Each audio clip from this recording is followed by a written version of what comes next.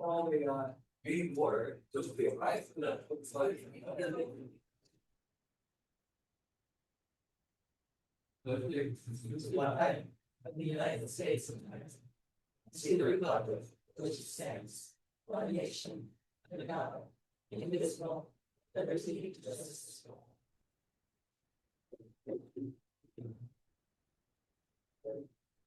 Good evening. Good evening, everybody, and folks walking home. Welcome to the Greenwich Board of Education meeting for March 19th, 2026. Before we launch into the business meeting tonight, it's only appropriate that we acknowledge the passing of Frederick Smith Merton at the high school. This is, as many of us know, this is the second sudden blow that GPS has suffered in 2 years after Joe Baskey's passing last year. Now you have and the Freddie's passing last week. I know as someone who was a faculty member of a school that had a sudden passing, it can be very unmooring. So I know there's a lot that our GPS staff are undoubtedly going through, and our students, and particularly those who knew many of these folks well, particularly Freddie. If you see in the media, and those of us who don't have students at the high school, know that Freddie, by all measures, was a cornerstone of the culture there. And so the quarter century there as a campus agent and a coach, we know that his legacy will far outlast anything we can say. But it's probably only appropriate that right now we take a moment in tribute to that legacy, to observe a moment of silence.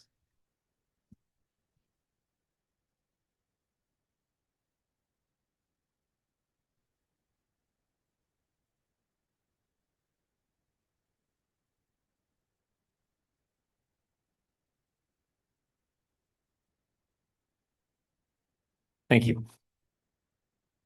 Okay, so the rest of our agenda, we're going to start with we have the business meeting tonight. We've got a number of different things on the agenda: pre-K enrollment, elementary building capacity, and the rink proposal in town. But first, we want to turn over to Dr. Jones for the superintendent report. But first, we're going to go to the consent agenda, which I've forgotten. Can I get a motion, as is our tradition? Can I get a motion to approve the consent agenda? So moved. Thank you. Third. All right. Second myself. All in favor? Sophie, second for those at home. All in favor of the consent agenda? That is unanimous. And now, Dr. Jones with the superintendent report. Thank you. We're going to start out tonight just by saying thank you to our Board of Education. This is the Board of Education Appreciation Month, and you don't get paid for the many, many hours that you serve, but we are giving you a beautiful chocolate bar to say thank you. And those of you that are new on the board, I think are probably learning, sooner than you thought how many hours it really takes to serve on the Board of Education. So just know that all of the staff, community, our students, we are all incredibly grateful. And I love that these board meetings have been so efficient. So fantastic job. I'm just going to add also, we are still looking for a bus lot, just so that people know that we're not letting up. We talk about it every single day. We have a couple of irons still in the fire. So we're trying really hard. From the musicals, we have musicals around the district. So just best of luck to all those schools that are hosting their musicals. That's why we're in the cafeteria tonight, because of CMS's. On Saturday, we also have the GHS Jazz Festival, which is highly, highly regarded, and it is all day long. And then, of course, our girls are going to the state finals of basketball at the Mohegan Sun on Saturday, and we wish them the best of luck as well. Thank you. I know we had a lot of different committee meetings over the last couple of weeks. So, and we have a committee report. Mr. Cheney. Just got a couple of quick ones. I hope everybody else follows suit. I jest. Central Middle School update. They're still set for the beginning of August for substantial completion. An EMAC update for the Hamilton Avenue HVAC. The esteemed Ben Brannion said all systems go, and they've signed and they'll be starting work over this spring break. And there's no substantial RTM updates, but there is now an RTM liaison for Riverside Building Committee and a new liaison for the Central Middle School Building Committee. So welcome aboard.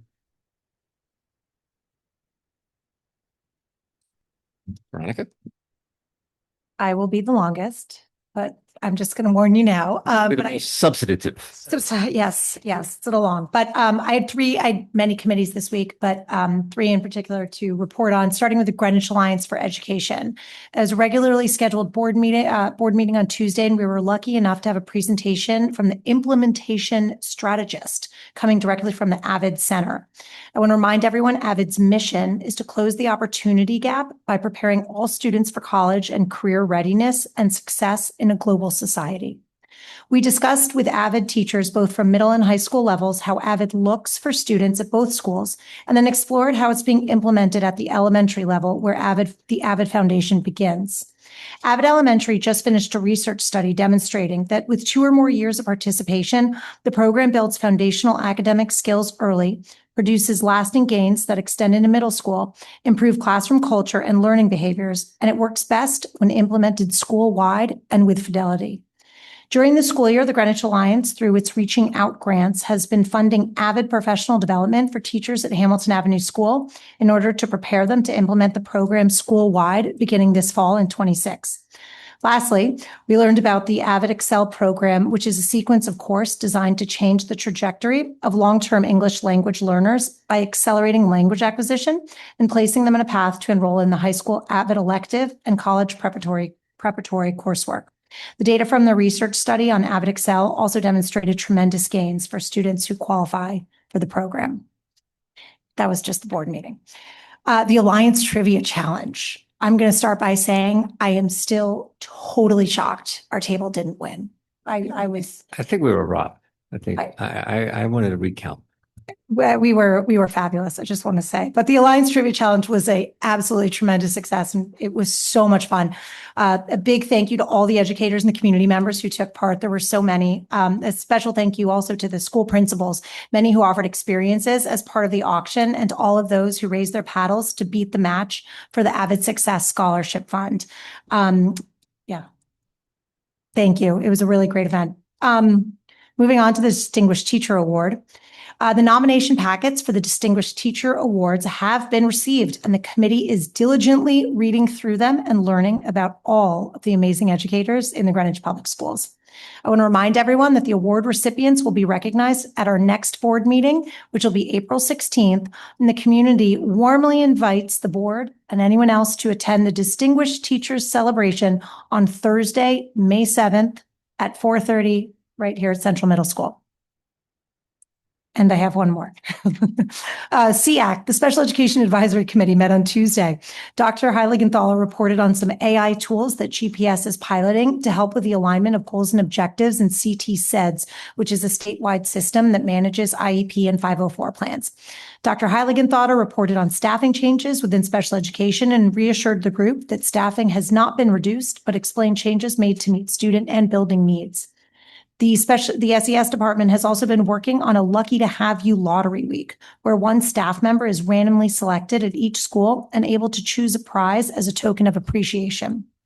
Then Jessica McHeavily presented her role as the district's coordinator of student well-being and support, outlining how she is streamlining staff efforts to support students across all grade levels. She's currently assessing situational supports, MTSS, and special education to bridge gaps and create a unified district-wide framework. Her objective is to ensure that every student has access to a consistent and comprehensive mental health support system. On Tuesday, May 6th, for your calendars, Jen Libby, the CEO and founder of Promly, is going to be presenting to Greenwich and SEAC on mental health in our youth, in a program entitled Raising Resilient Kids. And that'll be free and open to the public. And lastly, there are open positions on SEAC for next year if anyone is interested. Our next meeting is May 12th if you want to check it out. And I'm done. Thank you. Anybody have any questions for Ms. Chevrier? Wendy, say hi. I just have a couple of updates myself. The Italian textbook committee continues to meet. We're reviewing 3 new contenders for our textbooks, for our textbook, and we're going to have a final meeting before April break. That date is to be determined. I don't know when that is yet. Also, we have an update for the JC Building Committee. We continue to make progress towards its goals. Phases 1 and 2 are almost complete. The ADA compliant and secure front entrance are complete with only minor punch list items remaining. The elevator is also complete with only inspection remaining. We expect to close out these phases in the coming weeks. And then we're going to begin phase 3, the cafeteria renovations. They've been contracted with J.A. Rosa, who will begin the preliminary work over April break and scheduled completion prior to school beginning in September. The final phase, the ADA classroom work, is in the capital budget for the Board of Ed for next year, with plans to complete in summer of 2027.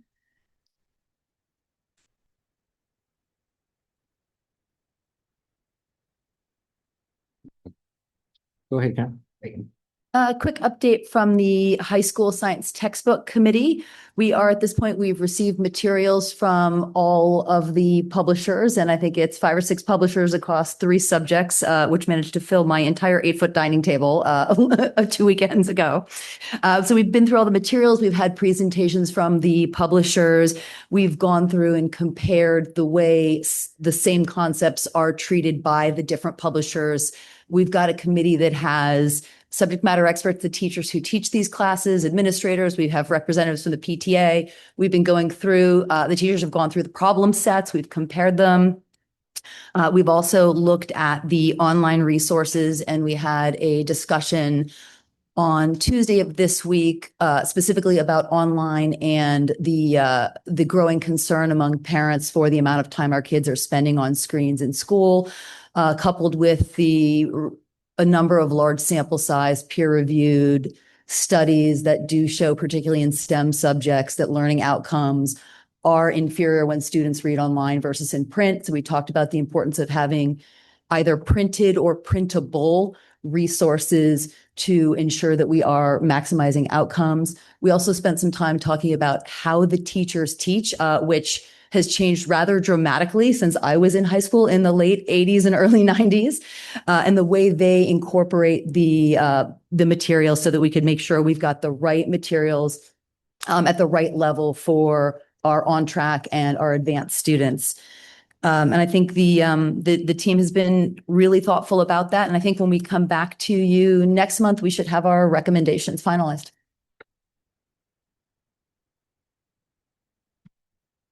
Sophie? Thank you. So the Finance Committee met twice. We're going to talk later about the tuition rates for next school year, but I just want to briefly say we also spoke about the non-lapsing account. It is only March 19th. We don't know how much money. Sophie, what is a non-lapsing account? Sorry. Okay. A non-lapsing account is an account that is set up by the Board of Education. And per state statute, the Board of Education is allowed to keep up to 2% of the fiscal year budget. If we have surplus, you can keep up to 2% of the fiscal year budget. So that's what a non-lapsing account is. The money that goes into a non-lapsing account can be used for educational purposes only. And the board votes on those uses the same way that we vote on budget typically when we do our budget process in the fall. So it's sort of like a parallel process that would happen much later in the year once we have a sense what that surplus might be. Right now, we are looking like we'll have a surplus at the end of the year, but we never actually know. And last year, we talked about it really in May, end of May, really is when we were discussing it, because we ended up putting surplus money in our non-lapsing account and using it in order to pay for transportation expenses, which were significantly higher than we expected. And that was really the only option that we had to be able to secure transportation for the following year with our contract. So we don't know at this juncture whether or not there would be a use that we would have for any surplus funds that would go in the non-lapsing account. So it's really too soon for us to say how much money there would be or what uses we would consider for that. I do want to also tell the public, we are conscious of, there's some concern about this. This is a relatively new process.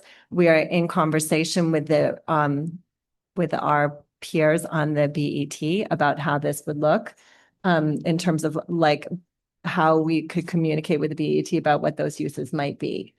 So this is sort of an evolving thing. This is really the second year where we've actually had this opportunity to have money in a non-lapsing account potentially. So we will keep you apprised, but we did discuss it in the Finance Committee. And of course, we welcome any questions. Thank you so much. You mentioned that this was new. Where did it come from? Is it legislative or is it policy? Oh, sorry. This is a state statute. Yeah. Yes. So this was a statute passed at the state level. That was passed in I want to say the fall of 2024. So that's what last year was the first year that this was an option. Okay. Other reports? Paul? The ad hoc curriculum committee has met 2 times, and we're finding our way to exactly, what the purpose of this is. As an ad hoc committee, that's not quite a committee yet. We have the benefit of being able to grow and start something, and if that is fruitful, we will continue it. We've been learning from the administration, and our next meeting will be meeting with the curriculum folks as well as some of the other important actors in this area so that we can have the best education possible as we try to build this committee out to be useful. And specific to some of the concerns we're hearing about digital resources and screen time and all those kind of curriculum, that's kind of been a lot of your conversations. Yes, that's the focus of it. And in fact, we may, want to circle back with the chair and qualify the ad hoc committee, memorialize it better in a meeting. And we could potentially give it another name because it conflicts a little bit with a name of a committee that's on the administrative level. But yeah, we've been focusing on digital learning, gamified tools, screen time. We've been studying the research that's been done on that, and we've been learning a lot from Dr. Jones as well. That sounds like a good segue to the policy committee, which also met multiple times.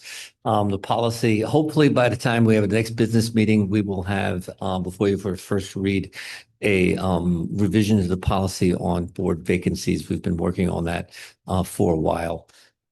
We also started last week discussing a possible policy around a student representative, a non-voting student representative on the board, which is something that came to us from student government at the high school. So that's something we're also talking about that many boards of ed across the state and country have, but we historically have not.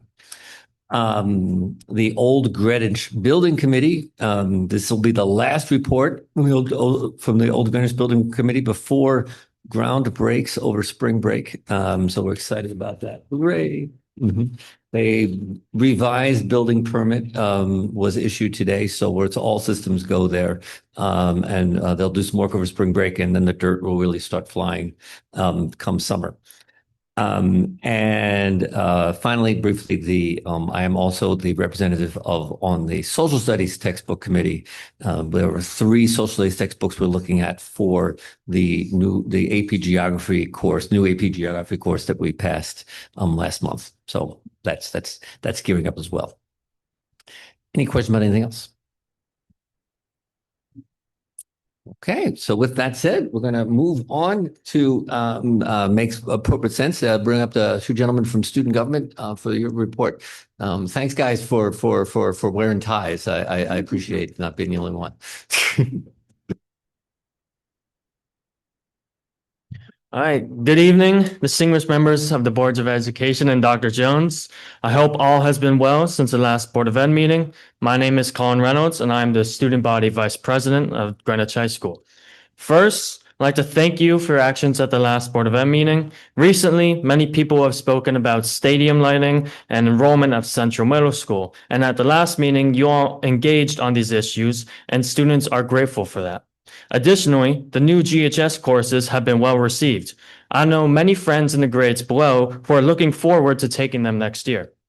Furthermore, I'd like to build upon the recent proposal that was developed by our senior class vice president, Nicholas Sosa. In his proposal, he shared with Dr. McCarthy Anthony, he advanced the idea of having a non-voting students on the board to allow for more direct student feedback. Students are the core of every decision made by the Board of Education, yet our involvement is limited to these monthly board meetings. While our few minutes here are incredibly important, and we recognize the board's willingness to listen and take what we say to heart, a consistent presence on the board will allow for a deeper understanding of student perspectives, rather than the perspective of the collective body which Gabe and I represent. In years prior, we've seen what happens when student perspectives come too late. Many issues come to mind: the removal of flex time, the potential removal of a house, reconstruction of houses, the cell phone ban, consolidation of freshman classes, and so on. Luckily, when most negatively perceived proposals have been the subject at discussion of one of the board meetings, public comments have impacted the board's decision to integrate student feedback. This practice, however, causes stress and anxiety for many who must wait for the board meeting to get their input heard. A consistent student perspective on the board during these discussions would significantly decrease the likelihood that any policies get passed without valuable student input. I'm suggesting that big decisions may have turned out differently and with less controversy had a student been present on the board to offer the missing perspective and a consistent voice. Thank you for continuous involvement in student initiatives. I hope you look further into Nicholas Sosa's proposal, and I hope you all have a great rest of your night. Thank you. Good evening. I have to say, it was kind of weird getting here with the lights still out. Is that just me? I came in and I saw the auditorium was closed. It was a little off, but before I start, I want to thank Miss Kraus. We had seen each other last Thursday at Bloomberg. She gave a speech to some students and myself on a field trip, and it was very educational. And we also had a moment to discuss screens in the classrooms, and I think we both came to a consensus that it's pretty bad. But I do think that the changes that the phone policy group came up with last year have been really positive in the classrooms with the new pouches. It was a little hectic at the start of the year, but I think it has seen a lot of positive outcomes at the school, and I'm saying that from my off the dome firsthand perspective. But with that, good evening, members of the BOE, Dr. Jones, students and community members. I'm Gabriel Leza, the student body president at Greenwich High School, and I'm happy to both see and speak before you this evening. As March moves forward and spring settles in, Greenwich High School students have continued their hard work, and I'm happy to report continued progress within student government. To start, the senior class has been hard at work planning for prom, with their prom committee assembling decorations for a newly released theme, Masquerade. Senior Spoons, a nationwide senior game, is also underway, while at the same time preparations are being made for graduation with class gifts settled and a list of possible commencement speakers made. The junior class held a successful Pizza Post fundraiser and is now deep in prom committee work of their own.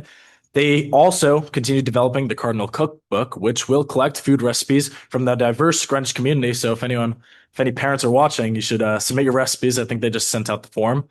The sophomores have fundraisers planned through profit shares with local restaurants, and they're planning a Jeopardy event during SAT Day on March 25th, which last year had went successfully when the then sophomores had planned one. They're also working on holding school-wide performance night, where students can demonstrate various talents and abilities. The freshman class has created a new tradition at GHS, where on the first Friday of the month, a morning movie will run, and it has been quite successful. We've had a lot of engaged kids. And they had a St. Patrick's Day candygram as a fundraiser as well. Our student government committees have been very busy as well. The events committee wrapped up their classics book drive and saw great success with their school-wide video game tournament, where students competed intensely for the grand prize, and I do mean intensely. The community service committee hosted a volunteer fair at GHS on March 16th, connecting students with local organizations looking for help. And the relations committee published the first student government newsletter in an effort to keep the GHS community informed and engaged with what we are doing. And lastly, we have a research fair, which would connect all of the students at the various high schools across Greenwich, planned for mid-April. So if any students or parents are watching, have your students sign up. It'll be a great demo of all the hard work that gets done at the high school. So as for the action items of the night, I understand the board will be discussing the last day of school and the date for graduation. I'm not sure if I should feel relieved that these dates are being set or nervous. I'm sure that sentiment is shared amongst all seniors. Where time is coming to a close. Before I finish speaking, though, I would like to touch on the idea of student representatives to the BOE, as proposed by Mr. Nick Sosa, our senior class vice president. While I do enjoy these 3 minutes where I speak with you each month, I find that the opportunities for student input could be strengthened. So, considering the mission of Greenwich Public Schools is to educate students to the highest degree, that mission is best fulfilled when students are not just the subjects of policy, but active in shaping it. If we believe that the purpose of public schooling is to prepare young people for a democratic life, then it follows that we ought to practice that democracy within the institutions that teach it. The proposal to add student reps to the board is well outlined, and I would like to see that it move forward in discussion. I raise this especially now because we live in a time of deep polarization, where our national discourse suffers not from a shortage of opinions, but from a shortage of perspectives. It is in the best interest of setting a good image to future generations that we start solving this problem at the local level, starting with these new voices. So with that, I thank you for your time and for your service to Greenwich. I look forward to speaking with you next month. Thank you, gentlemen. We appreciate your input. And Gabe, if I don't think we got the newsletter, if that's something you can send to the board, we appreciate it. Thank you. Okay, up next, welcome Margaret Jenkins with the GEA Conference. Good evening, board members, Dr. Jones, and community members. My name is Margaret Jackins, and I am the president of the Greenwich Education Association. Tonight marks the beginning of the celebration of Eid, a major Islamic holiday marking the end of Ramadan, the holy month of fasting. As I noted its presence on my calendar, I was reminded of the students who spoke so eloquently last autumn, asking the board to consider making both Eid and Diwali school holidays. Our neighbors in Stamford are closed on Eid, and last year Governor Lamont and the state legislature officially recognized Diwali as a state holiday, and 6 districts are already offering time off for observances. But I'm not here really to talk about calendar changes, although they are a part of my purpose in speaking to you tonight. There is no doubt that our country is a nation of immigrants, and Greenwich has become more culturally diverse than ever before. According to the U.S. Census Bureau, 22% of Greenwich residents were born outside the United States, and 34.5% of the population does not identify as only white. And those statistics don't include the number of cultural or national backgrounds of our residents, and I can only assume that they are many. It seems to me that cultural diversity in Greenwich is considerable and something that should be celebrated. However, our level of cultural awareness and appreciation needs some improvement. Acknowledging diverse holidays is a start, but it's not the complete solution. Being mindful of this diversity allows us to be more respectful of the ways others operate based on their cultural backgrounds. Cultural awareness helps avoid misunderstandings and biases that can negatively impact students. Without this awareness, we may unintentionally misinterpret behaviors, communication styles, or family involvement. For example, what may seem like disengagement could actually reflect cultural norms around respect or communication. By being culturally informed, we can respond more appropriately and fairly. Cultural awareness supports equity in education. When we understand systemic inequalities and cultural differences, we are better equipped to provide the appropriate support needed for success. Today, communicating and interacting with global communities has become a part of our daily lives, making cultural awareness a valuable skill that can help advance both professional and personal relationships. By comprehending the differences as well as the similarities in beliefs, ethics, attitudes, and values of people, and developing our own sense of cultural awareness, we can create a culturally safe environment where every individual can feel like they belong. And when I say we, I mean all of us, teachers, administrators, board members, students, parents, and the community at large. Cultural awareness is not something that is acquired by reading a book or watching a video. It can come from formal training, but it is even better when it is generated by sincere curiosity and personal exchanges. I encourage each of us to consider what we can do to improve our own level of cultural awareness, as well as what we can do collectively to create a more culturally welcoming environment in Greenwich Public Schools. Thank you. Now, pinch hitting tonight for PTAC, we welcome Catherine Mikursky to the stage. Good evening, Chair Mercanti Anthony, board members, Dr. Jones, and GPS community. I'm Catherine Mikursky, the first vice president for the Greenwich Public Schools PTA Council, or PTAC. Unfortunately, our president, Lisa Sylvester, could not be here tonight. In brief, our theme tonight is community input. First, we want to thank the administration for the opportunity for 6 elementary schools to complete a survey regarding start time. We encourage all families who received the survey to fill it out. Continuing along with community input, we would like to reemphasize our commitment to involvement as you review textbooks and implement curricular materials. Finally, we look forward to hearing more about and providing input to the conversation regarding elementary buildings and their utilization. Specifically, we would like to understand more about the realities of buildings which are facing future overcapacity as populations rebound. We look forward to being part of the dialogue and process for key decisions facing our elementary buildings. PTA Council remains focused on all topics relevant to GPS families and is proud to be a conduit, providing all GPS families with an opportunity to be involved. Please reach out to us with questions, concerns, or interest in future involvement. Thank you. Okay, moving on to public comment. I believe we only have one. That's correct. Okay. Okay, for public comment, we have Alina Dumitras-Vinches. I apologize, I did a terrible job at that. Thank you. Good evening. Thank you very much for the time and opportunity to speak. My name is Alina. I am here as the parent of 2 elementary school students in the district and now kindergartner next year. So 3 in total. I'd like to briefly discuss a concern that is very troubling to many parents of elementary school children in our district. That is the lack of guardrails and clear guidelines to limit screen time for our youngest learners throughout the school day.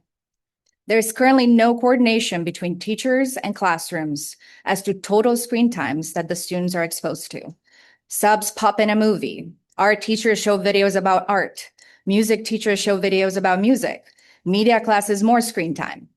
Then in the home classroom, there's Lexia, IXL Math, IXL, Reflex Math, Epic, Freeform, Short Starfall, Bookit, Class Dojo, Seesaw, PebbleGo.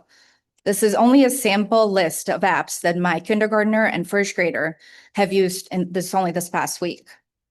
To reiterate, no one keeps track of the cumulative time and hours of screen time within the school building. I'm very concerned that our 5, 6, and 7-year-olds are exposed to so much screen time and video content that their minds are overwhelmed by the time the school day is over. Their attention span is impacted, their ability to focus and to effectively communicate is impaired. Also, the opportunity cost is huge. More screen time means that they spend less time interacting with human beings, learning social skills, engaging with their teachers and peers. Screen times comes at a very high cost, especially for elementary age children. Please act swiftly to put in place guardrails and clear guidelines to ensure that the children's mental health and their well-being are protected, and at the very least, they are not harmed. Vague and subjective guidelines are not helpful, and they end up harming our children. And I really very much appreciate the work that's currently underway on this topic, and definitely look forward to any further developments. Thanks very much. Appreciate it.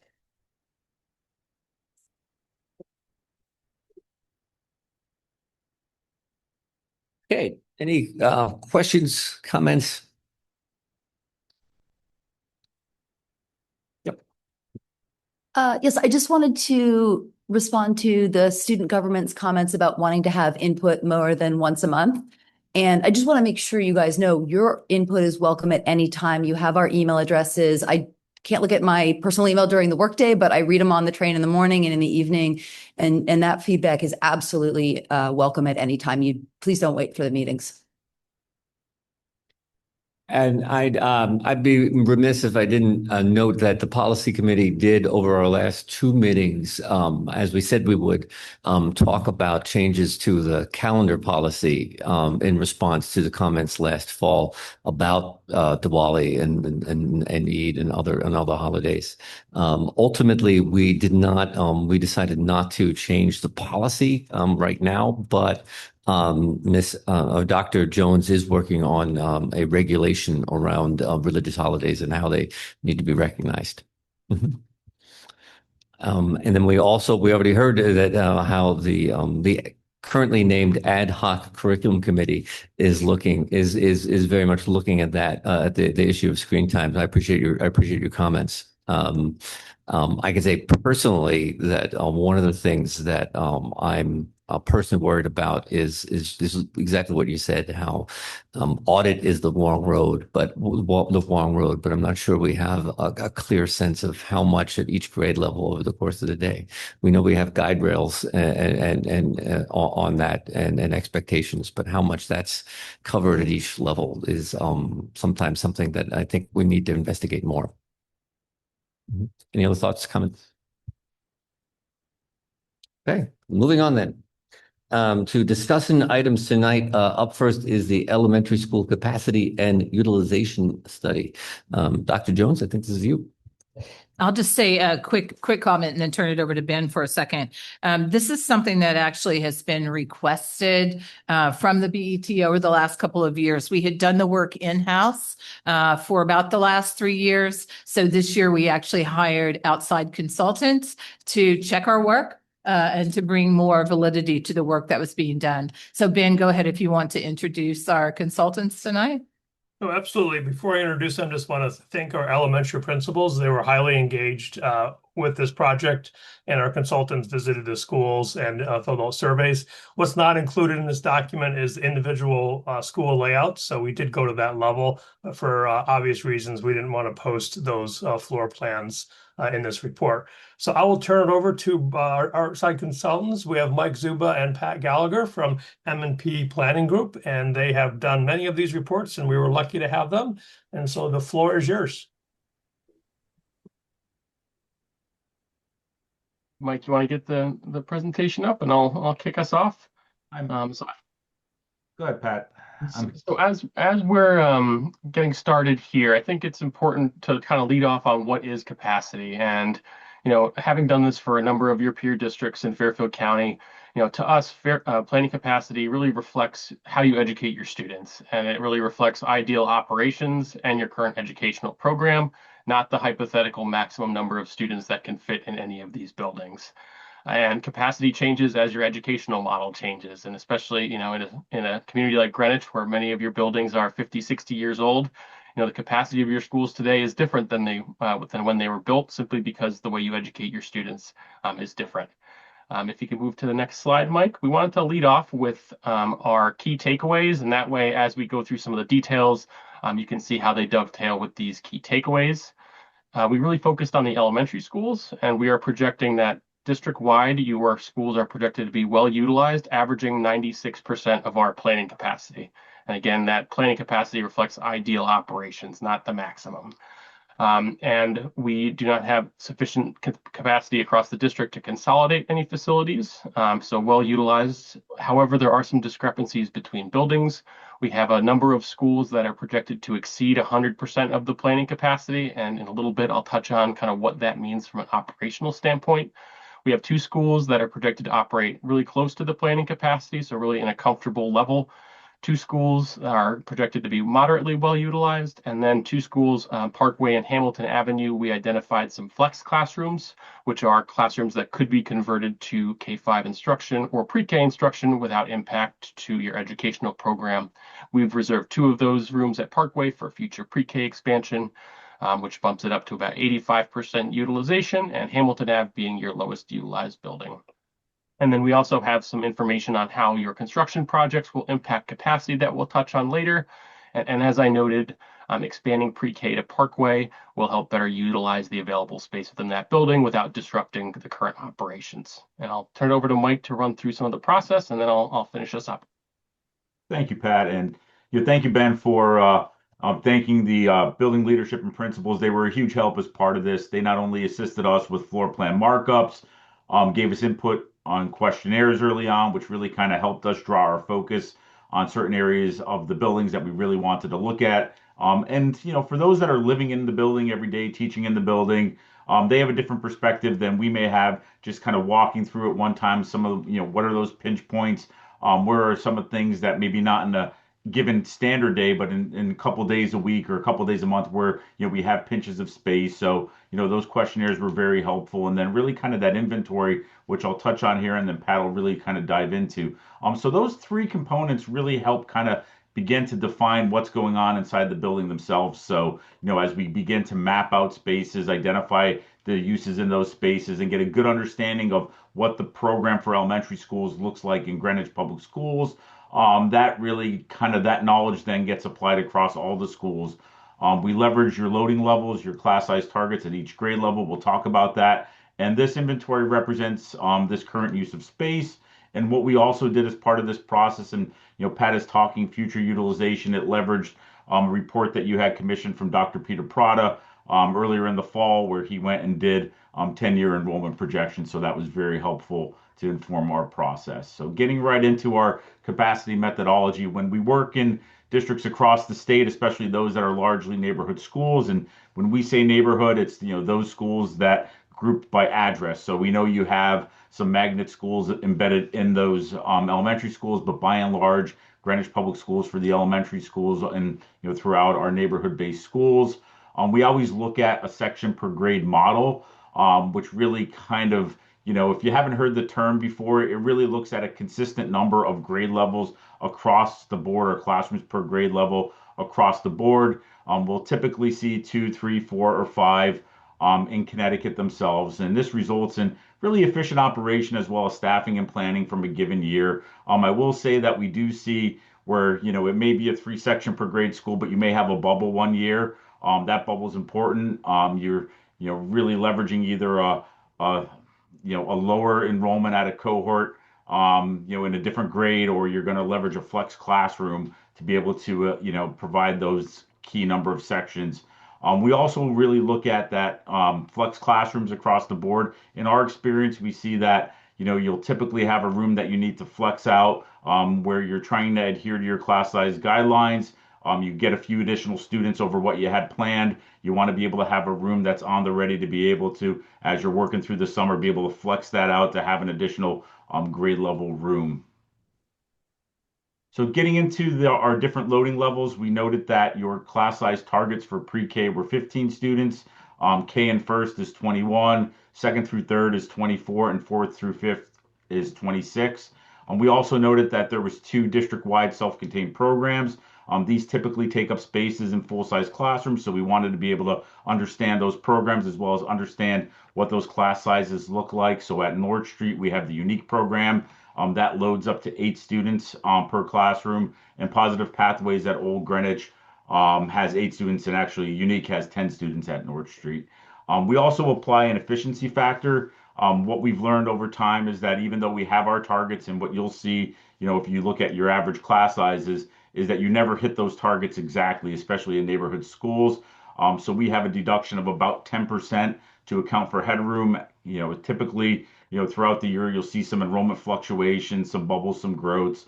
So with that headroom there, you have sufficient space in the rooms themselves to accommodate those additional students. And then when we get into maximum capacity, it's really one of those things that, rarely do we see a neighborhood school anywhere really operate at maximum capacity. If you tried to do that, you wouldn't be in adherence with that top bullet, your loading level and your class size targets and policies. Only places that we really see that are in those districts that are really 100% magnetized. So if you're operating all magnet schools, students are placed by administrative placement. There's control over there to be able to be in alignment with those class size targets without going over through those choice and magnet parameters. So when we go into our planning capacity itself, we really take an average of what the K through 5th loading levels are, and I believe it came out to about 23.7, and then apply that 10% deduction on there to come up with an overall average class size of 21 students per classroom for K-5 education. Getting into our elementary space program, this is really where we look across the board, across all your schools. What is everybody doing? What kind and types of spaces are being utilized in each of those buildings? What requires full-size classrooms? What doesn't require a full-size classroom? And Pat mentioned earlier about different vintages of the buildings. So how do you make some of those spaces work in some buildings that may not have some smaller spaces? So, those areas shown in teal, especially in that first column on the left, our grade level instructional room. It's pretty simple. Those are all programs, uses that need full-size classrooms. Down below that, we have our specials. So that includes our visual arts, our general music, our instrumental.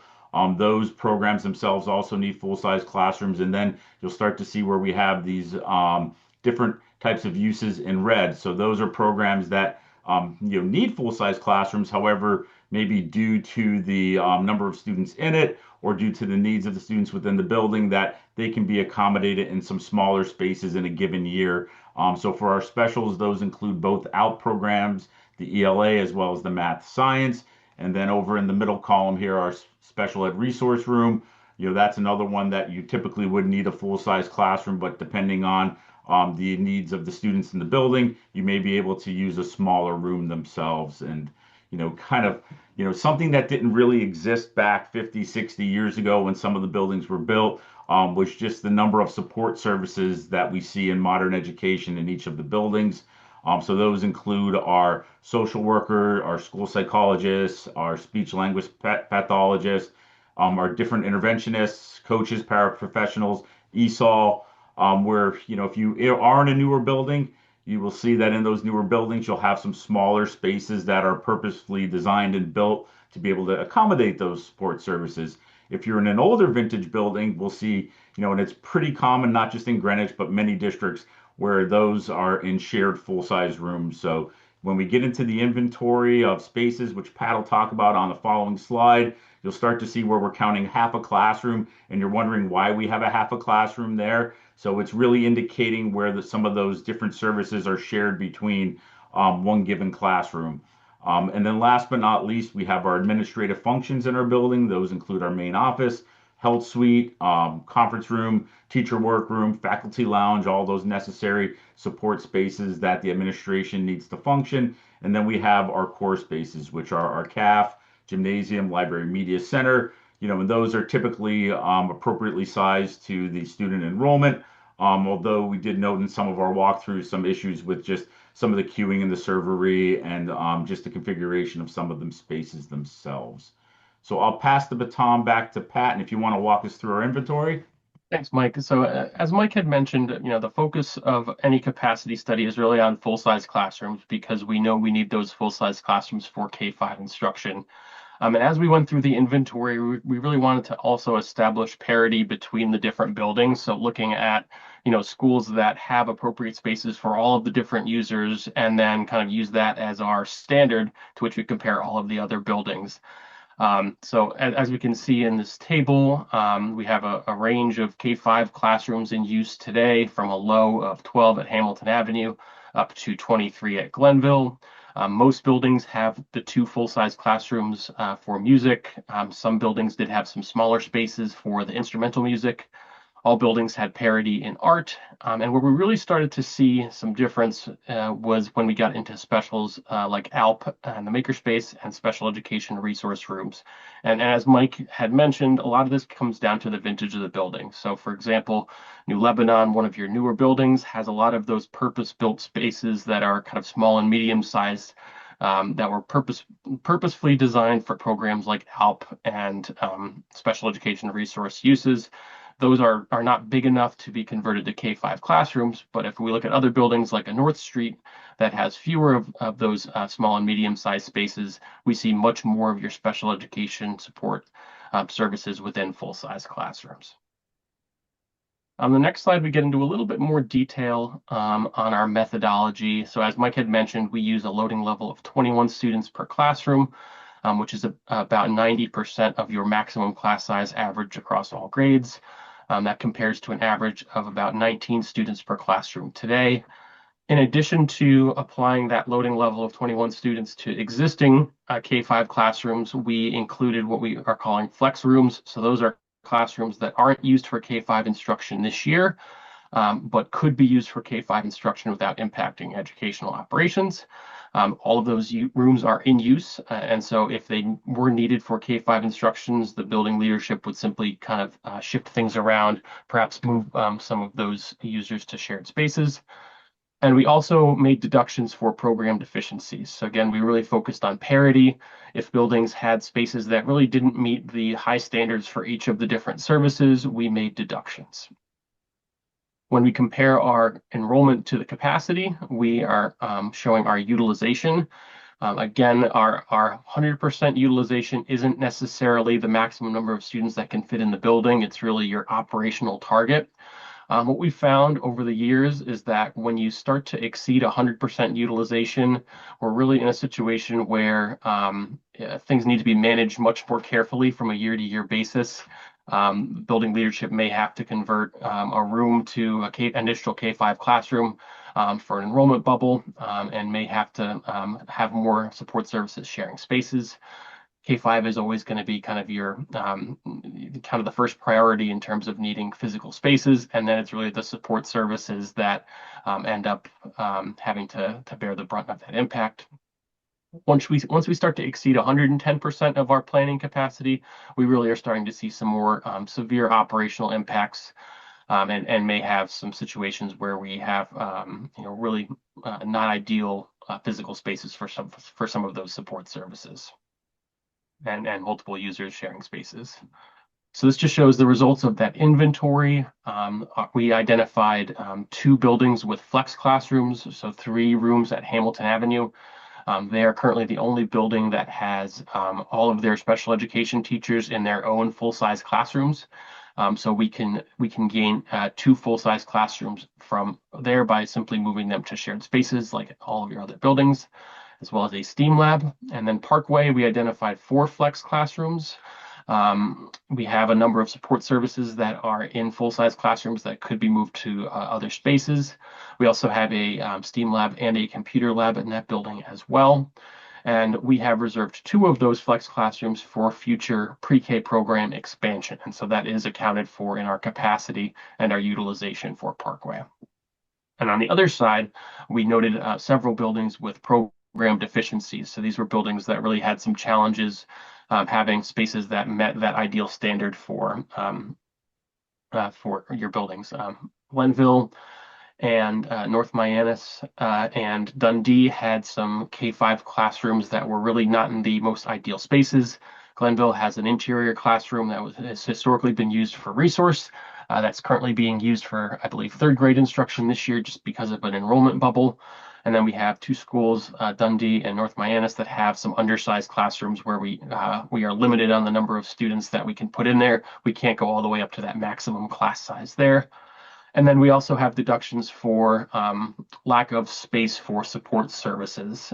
So a number of buildings, North Mianus, North Street, and Riverside, we made deductions for those lack of spaces for those support services. That leads to our planning capacity. And Mike, if you can just go back one more time. Again, that's our kind of ideal operational target for each of the buildings, not the maximum number of students that could fit. All right, and then on the next slide, we're just showing briefly our enrollment projections that were prepared by Dr. Peter Prouda this past fall. We will note that we added an additional 30 pre-K students to the Parkway projection, so that we had an apples to apples comparison with our capacity, which includes those 2 future pre-K classrooms.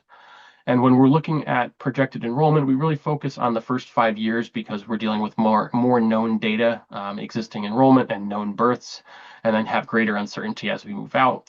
But overall, we are projecting a modest rebound in enrollment over the next 5 years of about 7%, growing by about 200 students by the 2030-31 school year.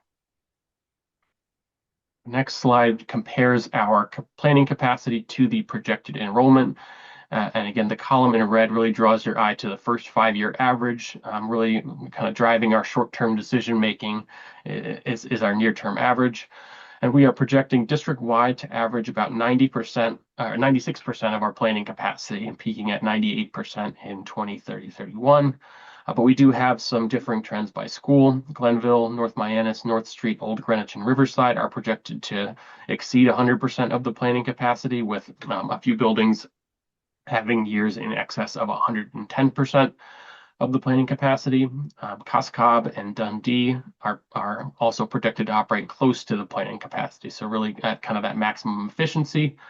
On the other end of the spectrum, Hamilton Avenue is projected to operate at about 74% utilization over the next 5 years, largely driven by those 3 flex classrooms that we have there. Next slide shows our planned future changes. We know you have a couple of projects in the works that will have impact on your future capacity. As we noted before, we are adding 2 future pre-K classrooms to Parkway, so that is included in our study. We also are noting 2 projects, Old Greenwich and Riverside, that are in various planning and pre-construction stages. At Old Greenwich, we're not anticipating a net gain in capacity since several existing full-size classrooms will be reconfigured as part of that renovation. So that planning capacity will remain at 416 students. And then Riverside, we are showing, based on the ed spec, an expansion of about 80 or so seats up to a 4-section per grade school, with the capacity reaching 504 students, which is largely in line with the projected enrollment. So it'll help meet some of the future enrollment needs of that building should it move forward as shown in the ed spec. And just to kind of conclude with our key takeaways, again, focusing on our next 5 years, we're projecting district-wide that your elementary schools will be well utilized at just under 100%. And again, there does not appear to be any sufficient capacity to consolidate facilities. And I think, you know, the ongoing challenge is going to be to look at the imbalance in utilization that exists between your schools, especially the schools that are exceeding 100% of the planning capacity, where, you know, we know the building leadership on an annual basis does a great job of trying to manage that through the placement of different support services in specific spaces. But that's going to continue to be a challenge at Glenville, North Mianus, North Street, and then Old Greenwich and Riverside, having some relief when those construction projects are completed. And then a number of other schools operating, you know, below that 100% of the planning capacity, but really being efficiently used. And then Parkway and Hamilton Ave really being the 2 schools where we identified some space, with pre-K filling 2 of those 4 flex classrooms at Parkway, and Hamilton Ave having some available classrooms to meet future needs, program needs, for example. And with that, we're happy to take any questions. Thank you, gentlemen. Questions, folks? Yeah, go ahead, Karen. Yep. I'm curious, since you've worked with so many districts, I'm curious if you've seen how schools have addressed when they do get this close to capacity or bubbles, what some of the solutions are. Do they add more magnet programs? Do they redistrict? Do they add portable classrooms? What are some of the options if we find ourselves in a particularly tight spot? I I can get started, Pat, and then if you want to Yeah, follow up on that, I think sure. there's many different options, and we've seen all three of what you mentioned being utilized across different districts.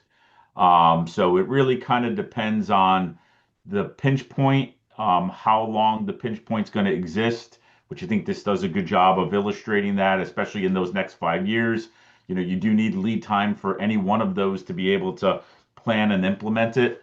And I think another thing that you didn't mention would be just if you're adding additional sections of programs. So like in the instance of Parkway, adding to pre-K classrooms there, that's utilizing some of the free space there. Or if you're looking to do, you know, a wider program expansion, you know, those are all ways to be able to utilize space.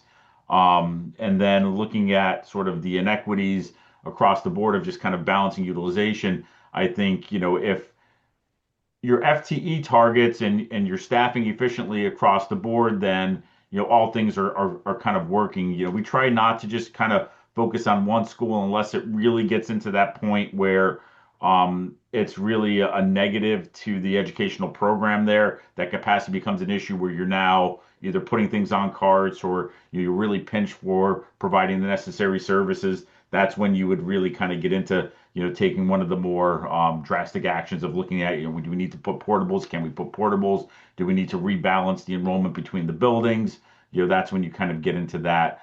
Otherwise, it just becomes, are these operational deficiencies that make it a little bit more challenging, but, you know, can they be overcome? And, you know, is it more of a short-term problem? Then that's something that, you know, we typically see where, you know, you have good building leadership. They're the ones that are making they're the ones that are kind of making decisions on operations, you know, every year and day to day on how best to be able to utilize the spaces that they have in the buildings. And I'll just add that a lot of the schools that we're showing exceeding 100% of the planning capacity, those assume that any of the kind of inadequate or not ideal spaces you're using today move to a full-size classroom. So essentially you're taking away K-5 classrooms to address those programmatic deficiencies. And so, you know, those schools, short of doing any of the other options, are just going to have to maintain, for example, in North Mianus, instrumental music is going to be in a kind of small, irregularly shaped room. North Street, you're going to have you know, a handful of workstations in the media center. Because we know K-5 instruction is always going to take precedent. This kind of reversed it and said, let's assume that we're providing, you know, adequate, you know, kind of ideal spaces for all the support services and how that would impact K-5 instruction. But really the opposite is true. That's going to take, the K-5 instruction is always going to take precedent. And we may have to maintain some of those support services in the spaces that they're currently in.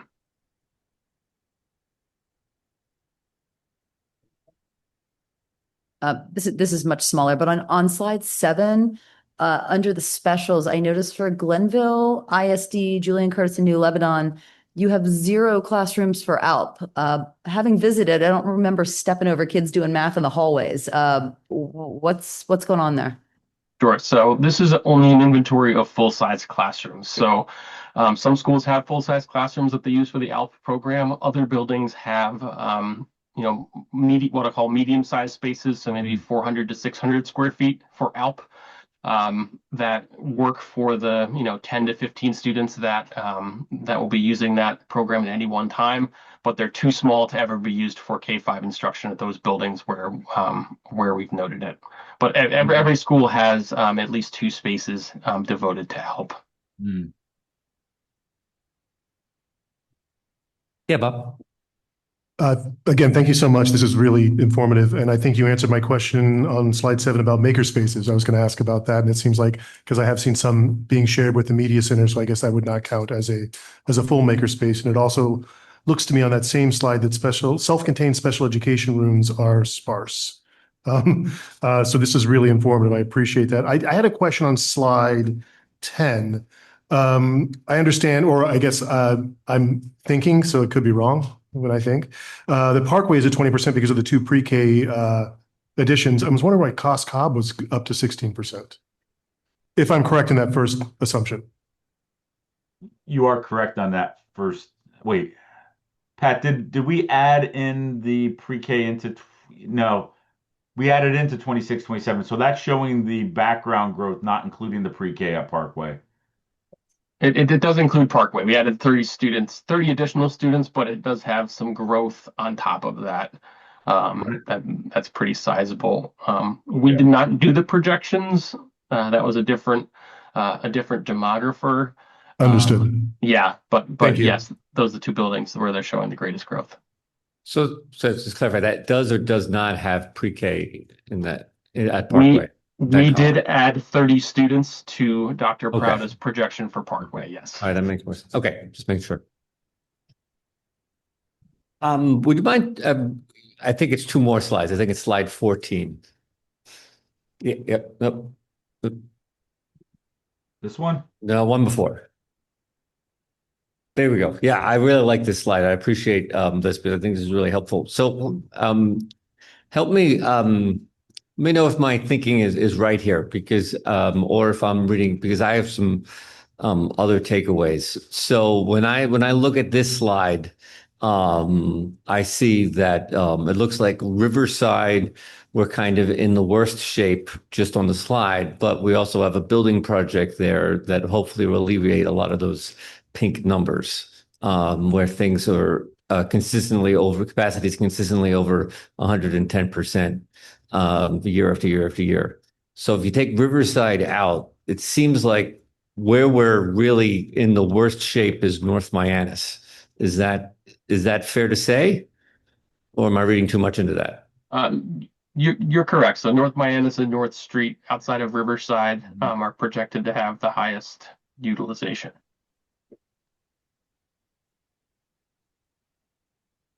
Yeah, and with North Mianus too, it was really, we had a number of those space deductions due to the deficiencies there.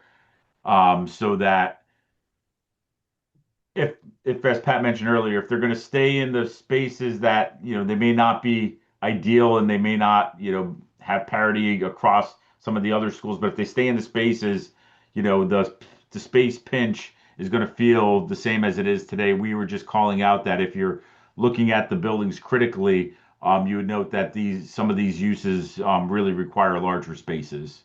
However, kudos to the staff that are in them. They're making it work with what they have in the existing buildings. And just to add to this slide, because this is my favorite slide as well, is when you align this with the capital plan. I don't know what that says about us. But when you align this with the capital plan, our 10 or 15-year capital plan, as they already mentioned, OG and Riverside have established building committees. The next three schools that are in the 10 to 15-year capital plan is North Street, North Mianus, and ISD. And particularly North Street, North Mianus aligns really well with the capital plan. I think this is going to inform our conversation in the fall when we build the capital budget. Are those where we have them currently slated? Does it make sense to address what we're seeing? But this is why we do this study, so we have some time to figure out where we should slot that in. Thank you, sir. Sure, go ahead, Ms. Hirsch. Thanks. When you were doing some of the, the inventory and comparing different schools, I know a lot of our schools, when they have run out of capacity or where a bubble has kind of gone through, some of these full-size rooms that might have been offices or conference rooms for, staff have been turned into classrooms over the years. I know it happened at Glenville very early on with the new building. So were you able to gather any of that data, that whether any of these rooms were repurposed to be classrooms? I'm just curious to see, because some of the if you compare, right, some have maker spaces, some don't. Some have, full-sized 2 music rooms and some only have 1, et cetera. So we were for several of the schools able to get floor plans that kind of showed the historic uses there. Most of the buildings, with a couple of exceptions, Glenville being one, the K-5 instructional rooms are largely historically been K-5 instructional rooms. In maker spaces, for example, in the buildings that have them, most of them are in the former computer labs that were adjacent to the library. In other buildings where the former computer lab was needed for other support services, that's when we saw the makerspace being kind of put within the library. But we did have historic use for some of the buildings that kind of informed our analysis as well. Just because it would be interesting to see if there were some schools that still had the flexibility if they needed to turn an office or conference room for, say, like, you know, if we needed to renovate just a classroom to make space. And then I guess the other question is, I know this wasn't a request or an ask, and I think that this is just at least something that we as a board should be discussing, because if we are looking at a lot of these numbers that are at 100% capacity or just above or just below, I mean, like, you could probably agree with me, the goal is never to be at even 97 or 95% capacity in a classroom. I definitely think this should lead us to have some further discussions. I know we have some of the other elementary schools coming up to discuss for renovation and things, but, you know, what do we do for those that are further down the road or have already been renovated and we're seeing these ginormous bubbles? So I would love to have that opportunity to have a discussion as a board at some point, because I think we all know the difference between having a classroom of 20 kids versus 25 on individualized attention for those students. And so if we're looking at what, you know, the best opportunity for our students to grow academically and reach mastery in subjects, I think space utilization is very important.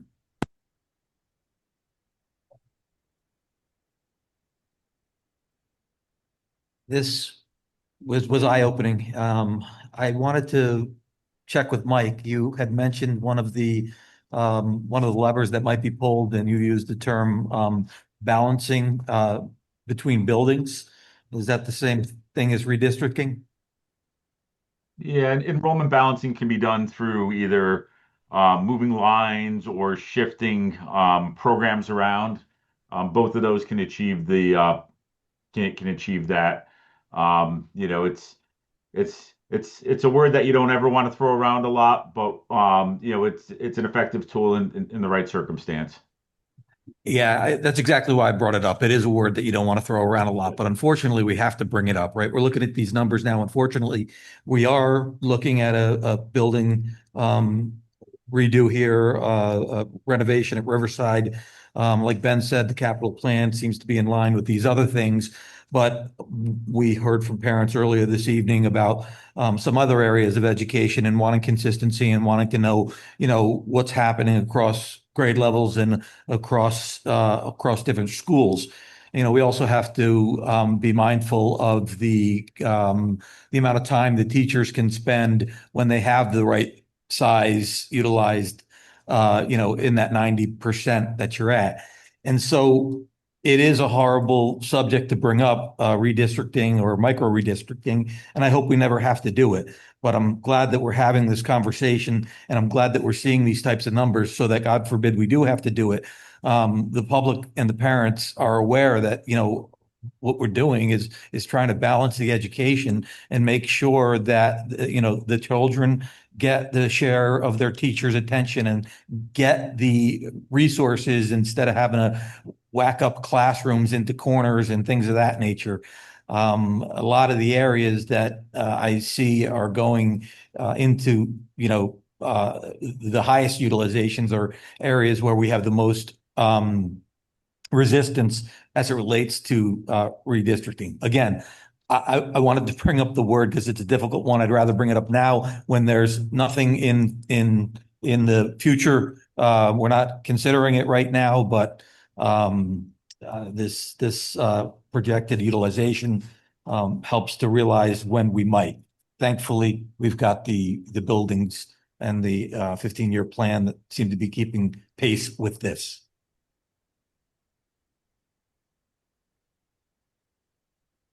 No, I want to thank you. I do appreciate the level of detail you've gone into. I would ask, you know, since this has been so thoughtfully done, if we could share this with planning and zoning. I know we do occasionally get proposals for massive apartment buildings, 200, 300, 400 units. If something like that were to happen, knowing now what I know now about how long it takes to add to a school, I don't know what we would do if we suddenly found ourselves. I mean, if you have a 400 unit building, even if you had one kid per unit who's school age, which might be low, that's a whole nother school. And I think as we're talking about this, I think we should share that with planning and zoning so they understand. And what we would do as an emergency if a big building got built faster than a school can be built. That's a good point. That's probably Ben's job, but that's also my job. I can certainly do that. The chair of planning and zoning, which makes sense if they're not watching. They usually do. Dr. Jones, anything you wanted to add to close this out here? Yeah, just a couple of comments. Most of my career, I've been in growing districts where we're talking 10 and 15% per year. So the problem is not unusual across the country, and there are ways to solve it, but it's never easy. I just want to point out a couple of things. One of the buildings I am most concerned about is Glenville, and exactly what you were just saying, Karen, is that there's a major development at American Way, several hundred homes, and that is a decision that when I met with the developers about a year or so ago, I told them I can't guarantee the board would have to make the decision where would that complex be zoned. It could be split part to Parkway, part to Glenville, but there'll be decisions like that along the way.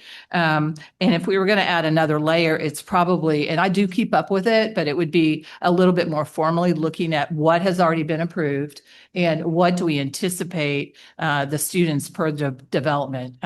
When I was in Northern Virginia, we kept up with that every single year because the growth was so challenging in that area.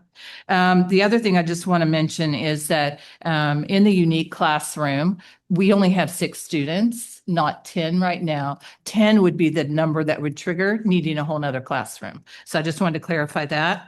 In the budget Q&A, we do have a chart that we show. We have over the last several years class size and compared to all of our, regional partners here in Southern Fairfield County, we are on the high end and probably should not be talking about increasing class size at all. So our numbers are already there. And the last thing I would say is that Parkway, we're talking about, we will have 2 pre-Ks. As a reminder, we've already done the lottery. The first one is already booked and the kids are there for September. The one other thing I was going to add is because when you look, and I don't know if the gentleman that we're doing the utilization study here noted this, but we have different numbers, especially for kindergarten and first grade at Hamilton Avenue because of the historic. No, we don't anymore. We changed. We used to because those classrooms are much smaller, but I guess we've outgrown that. So that's why I was just double checking. So that was originally, I had to do a lot of research on that and going back, obviously nobody was on the board. I wasn't here. Part of that had to do with the racial balance plan and it never worked. And it actually wasn't helpful for the building. And so we moved away from that. In probably about 4 years ago, maybe even 5. Has that been changed on our All right. thing? Okay, moving on. We're going to, up next, speaking of utilization and capacity, we're going to turn to ICE capacity now. Up next, we want to welcome, I think we have online Luigi Romano and Steph Cowie from the First Selectmen's Ice Rink Task Force, who are going to walk us through the current proposal for the remodeled Dorothy Hamill ice rink. Obviously, we are a large tenant of the current ice rink, so they asked for some time to talk to us this evening. Hi, Steph. Hi, Luigi. Thank you for joining us. Hi, thanks for having us. Good evening. Thanks for having us. It's great. Good evening, Chairman Mercanti Anthony, Board of Ed members, and Dr. Jones. My name is Steph Cowie, and I serve as the secretary for the Hamill Rink Task Force. Chairman Matt Deschamps is sorry he couldn't be here this evening. I'm here to share a bit about our task force process, and here with me is Luigi Romano, which his title is very long. Ready? Town of Greenwich Director of Building, Construction, Maintenance, and Facilities, and he will discuss the enhancements to the site that was chosen. The task force was established with a clear mandate to identify the most suitable location for a modern ice rink in the town of Greenwich. The task force committee was comprised with the BET, Veterans Association, ADA, EMAC, RTM, Byram Neighborhood Association, and First Selectmen representatives. Total of 9 voting members, similar to all of our other building committees.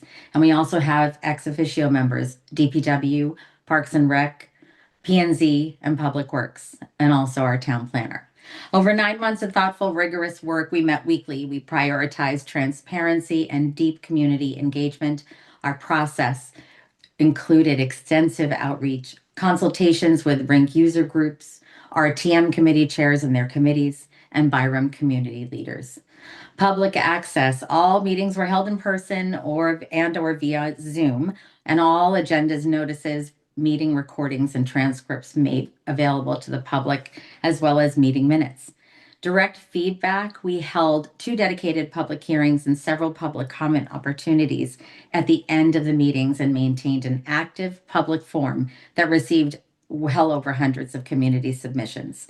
Additionally, the task force developed a project plan as well as the RINC evaluation matrix known as the REM, a tool to evaluate each site, looking at flood risk, soil issues, cost, size, while keeping with the POCD all in mind.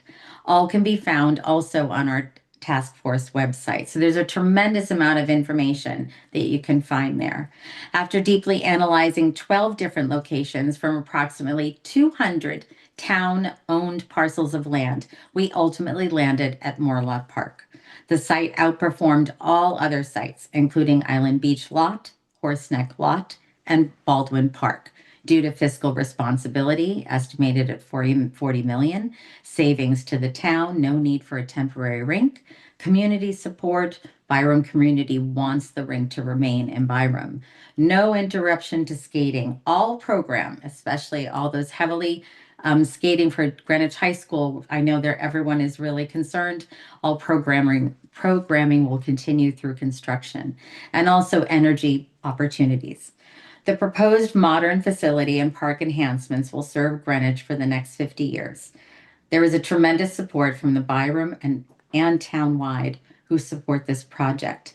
Dorothy Hamill actually even called us during a public comment evening to say she was all for the rink, and we were all very surprised by her call, and it was lovely. But what she shared with us was that growing up, that this rink provided her an outlet. She was very shy and anxious and doesn't know what she would have done without it.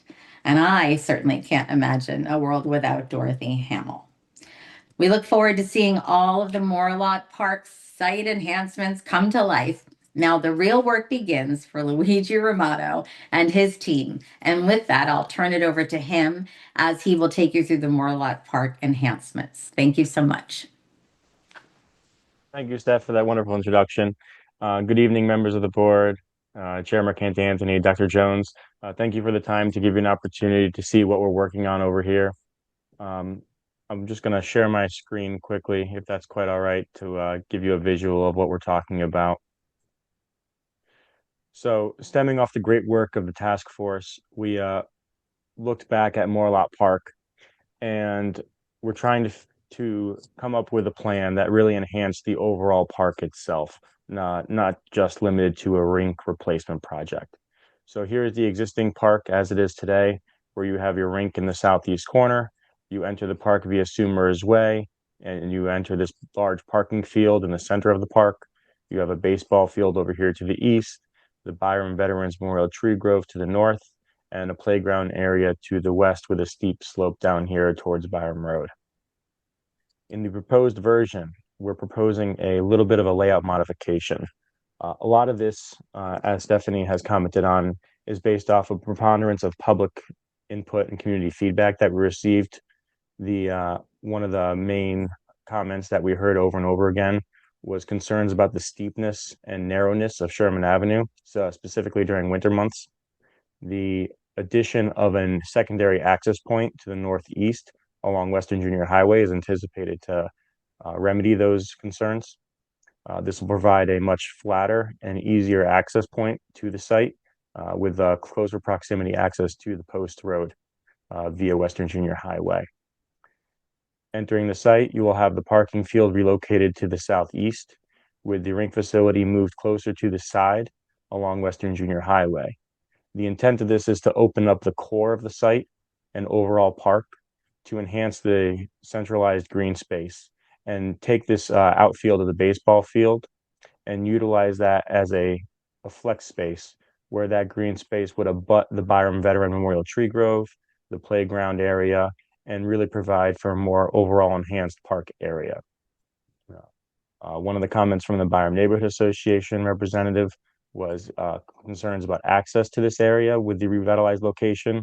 So we also included a smaller parking lot over here so that anyone who wanted to come and just visit the Grove or go to the outfield or the playground had a easier point of access over here. This also allows for a little closer access for elderly visitors or disabled people to access and visit the Grove as well. So overall, the intent behind this layout and the modification was to really focus on the overall property itself and the park as a whole, and to see what can be done to really enhance everything here. There's a significant number of plantings that are coming back. I'll scroll to the landscape plan briefly for you. So we have about a little over 70 tree plantings that we're proposing, about 36 removals. This will really screen a lot of the adjoining properties. Overall, the building is getting further away from most of the adjoining neighbors. Right now, the facility butts up against the backyards of these residents on Sherburne Avenue. Relocating it to its proposed location moves it net further away from the nearest residential house. Overall, lots of tree coverage, lots of enhanced access. And speaking of the facility itself, it'll be a full-size sheet. That'll be equivalent to what our students are used to playing against at competing areas and different teams throughout the area. So that's an NHL-sized sheet, as referred to. You'll also have 4 locker rooms for teams. That'll be an improvement for Parks and Rec and their utilization to program the rink more effectively and allow for enhanced usage of both their users and our students. Furthermore, just reiterating that point that Stephanie made earlier, by moving it in this location, this allows us to construct this new facility while keeping the existing facility operational. Unlike other sports, skating cannot be done just on any other old field. So when you're redoing a baseball field or something of the like, you can move your programming to a different field in town. Being that this is the sole home ice for our scholastic teams and the youth sports programs, we need to maintain some operational ice for them to continue their programming options. The task force had identified that need early on in their work with the athletic director, and this plan achieves that goal. And with that, I'll move on to take any questions you might have. Thank you for that. We appreciate the presentation. Questions?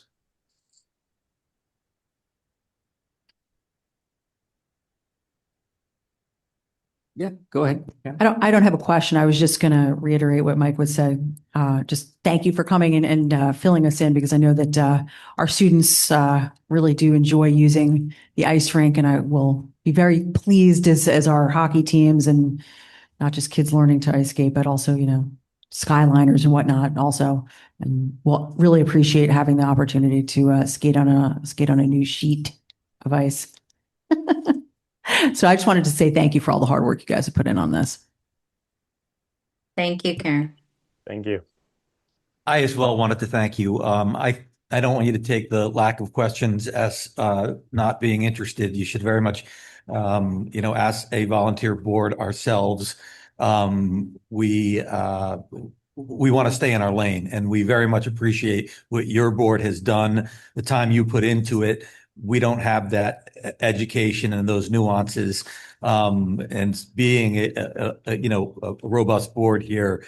I think most of us just want to stay in our lane and are grateful for all the time that you put in, and don't want to presume anything other than you guys are a lot of smart people that did, some great work. And I'm sure this is going to turn out to be wonderful based on the members of this group. Thank you a lot. Thank you. I just had a quick question. I know that we talked about that the high school. Could you guys talk about a little bit about the high school teams that use it? And then I was also wondering about any Special Olympics programming and whether or not that includes any high school volunteers or coaches or participants in the program, and if you knew anything about that. So I'm not aware of any specific programming with Special Olympics or things of that nature. I know that we're with the next level of design. This is the preliminary site design stage that we're at now. As we move forward with final design, we'll get into some more details regarding the facility and its layout and configuration with Parks and Rec and our architect to really hone in on some of those details and address those concerns.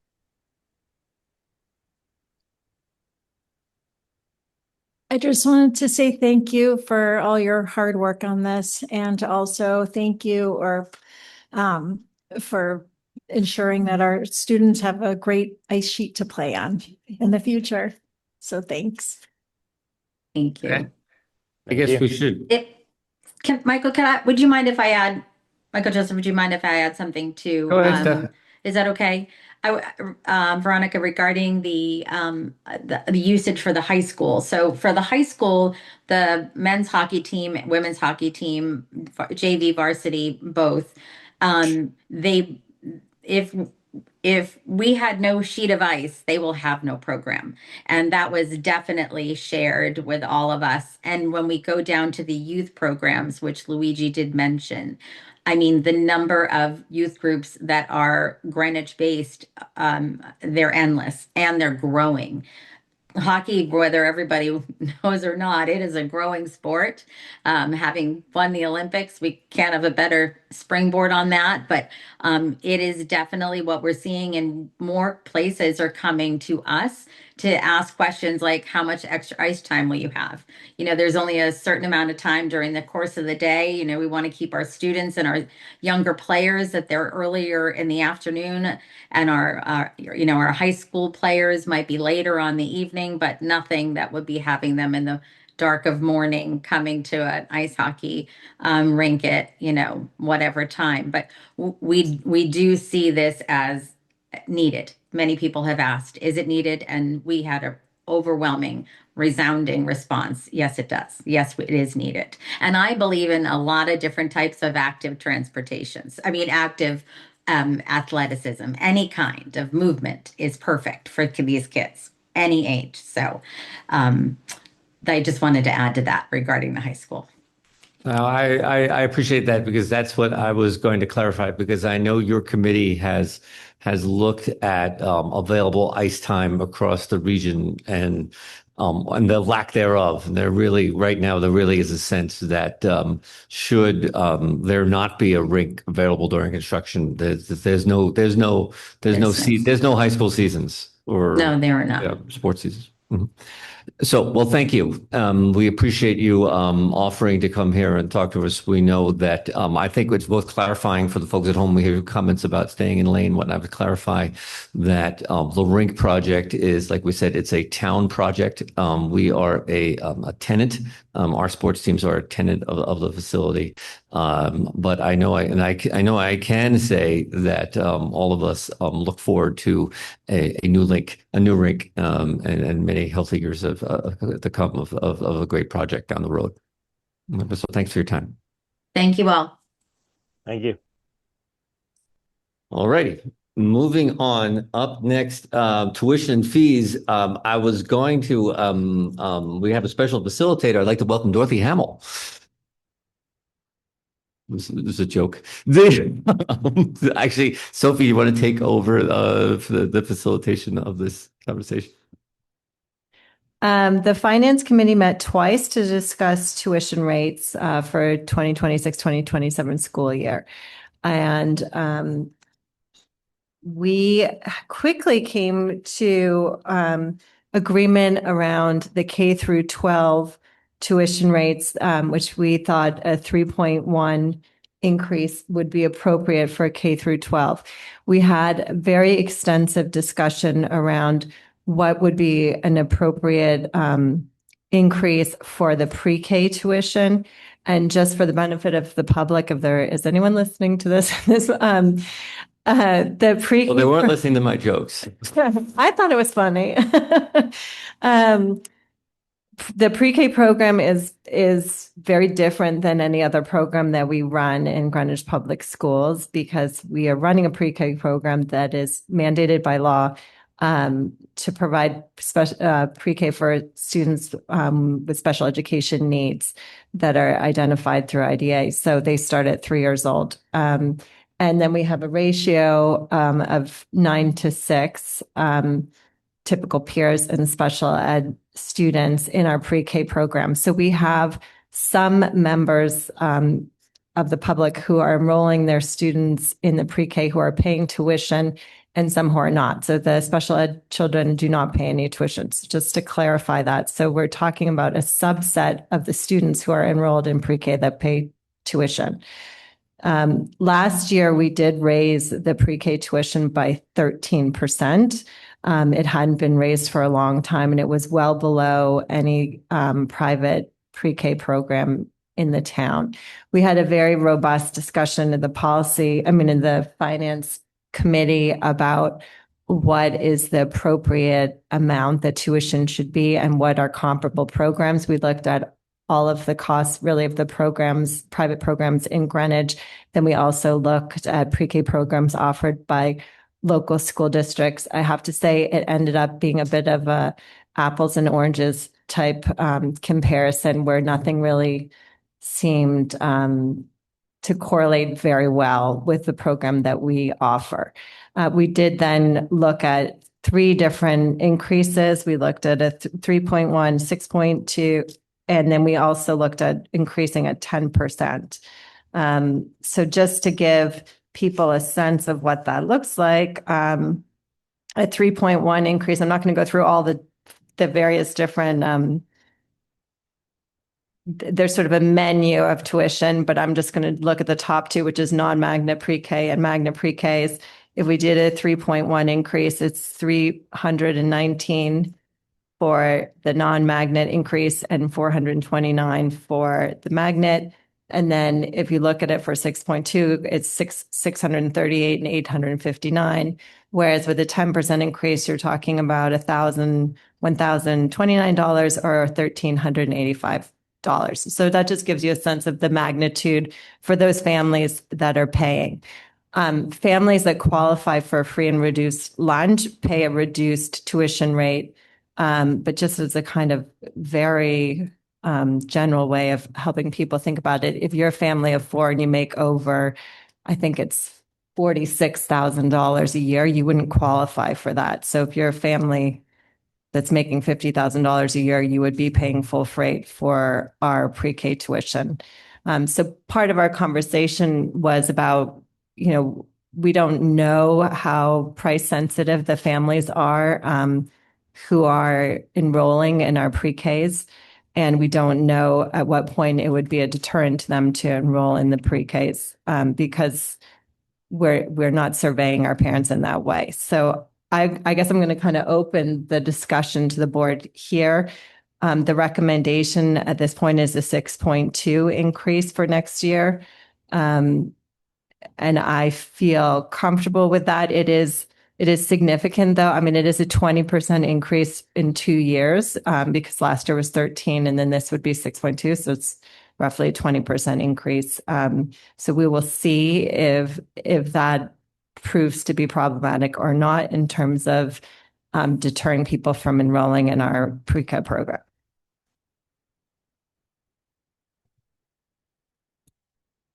Do you want me to call people Bob? Okay, Bob. Yeah, I just wanted to say that I was, while I do see the 6.2, I was still kind of in favor of the 3.1 rather, with the 13% increase last year. I thought the 3.1 was good. However, I do understand how there is perhaps a desire to raise it. So I could see it maybe being raised 4.5 or 5%, but I do feel like 6.2 might be a bit much given the raise it was last year. And maybe we need to ask Dr. Jones after everybody's kind of talked about this to see what she might think. And also maybe we want to see what the public might think as well. Karen? Well, I was just going to say, just to add on to what you were saying, is part of the reason that we ended up having to raise it last year by 13% was because it hadn't been raised every year. It had just been going up 3% for, I think, at least 5 years. And so we were not even covering the current costs of the tuition students when we were raising it just the 3%. And so we were wasn't just being below market value, it was not even paying for that part of the program. So that's why, just for the public, why we went up 13% to normalize it across the board. I can see why, and we didn't go, we tried to not still go, but I mean, I did my own research and I looked at every preschool in town, and we are still well below most of them, not all of them, but almost all of them. And so I mean, it's an incredible academic program. But the other question I was just going to ask is, and I think, we may not be doing this, but I know in the past when we've gotten the tuition and fees, it's usually in the fall. I don't remember if we had it this past fall. The number of individuals taking, from town and, town employees, staff, and those from outside the district who are taking advantage of utilizing our programs. Does anybody else remember? I don't remember seeing that this fall. I don't I'll go back and look, but I was Yeah, going I to mean, say, that I think, information is available, so we do Yeah, know, so I I- do know how many town employees and GPS employees. Yeah, it's in the enrollment reports, you can see. Right, Okay. because it is, so that's why it's only a subset of the students who are enrolled who are actually paying full tuition. right. So that's why I was saying, I think since this is our first read, I thought that that bit of information might be helpful for us to make that decision. Sure. Yeah, and I will say, I mean, just for the public, if you're listening, that GPS employees, they pay 15% of the full tuition rate, and town employees pay 25% of the full tuition rate. And that's true for pre-K. That's also true for K through 12. Karen Kraus? Sure. I just wanted to share a little bit more information with the public. As we said, we are required by state law to provide pre-K for free for students who are diagnosed with special educational needs. We are required to have peers for them. So typical peers for them. The ratio is not specified by the state, but we have, as a district, chosen that in a class of 15, we will have 6 students with special needs and 9 peers. We are not, however, in the business of, it is outside of our mandate to run a social services low-income preschool. We're required to find peers, and it's wonderful when we also have the benefit that families who otherwise couldn't afford $25,000 can use those spots. But we do have to realize our mandate, though, is to find peers. And we want to find a balance. As we looked across these other schools, we are less than half typically, once you account for the fact that our school year is longer, our hours are longer. But my perspective really with doing my analysis was try to find something that was fair. And by that, I mean fair to the families of the peers, such that we're not asking them to subsidize the state mandated special education. So not paying more than their fair share, but also being fair to taxpayers to not subsidize peers that could otherwise pay for their seats.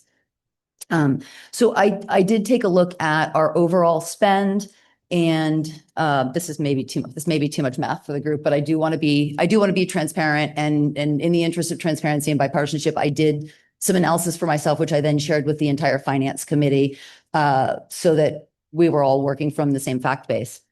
But we spend about $5 million a year on our pre-K for about 270 students, which averages out to about $18,000 per student. But of course, some students with more needs and are of course more costly to serve, as one would expect. I attempted to figure out what we're spending on a typical peer. And while I don't have access to that, I did use through public information, calculated that in K through 12, we're spending about 2.5 times as much on a student with special needs than we do on a typical student. If that ratio holds in preschool, which is an assumption, and I did arrange for the group because needs differ by age.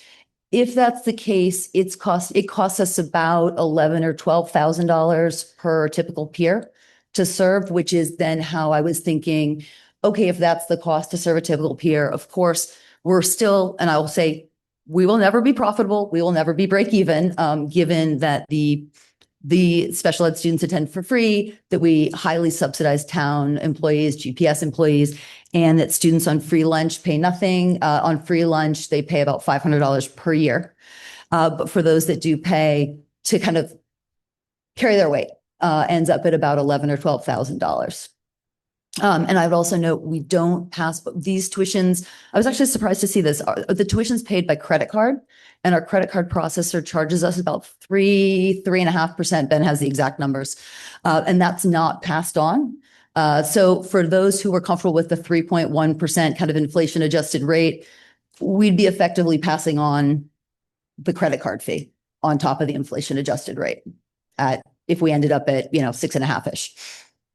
And that still puts us less than half the cost of the alternatives locally.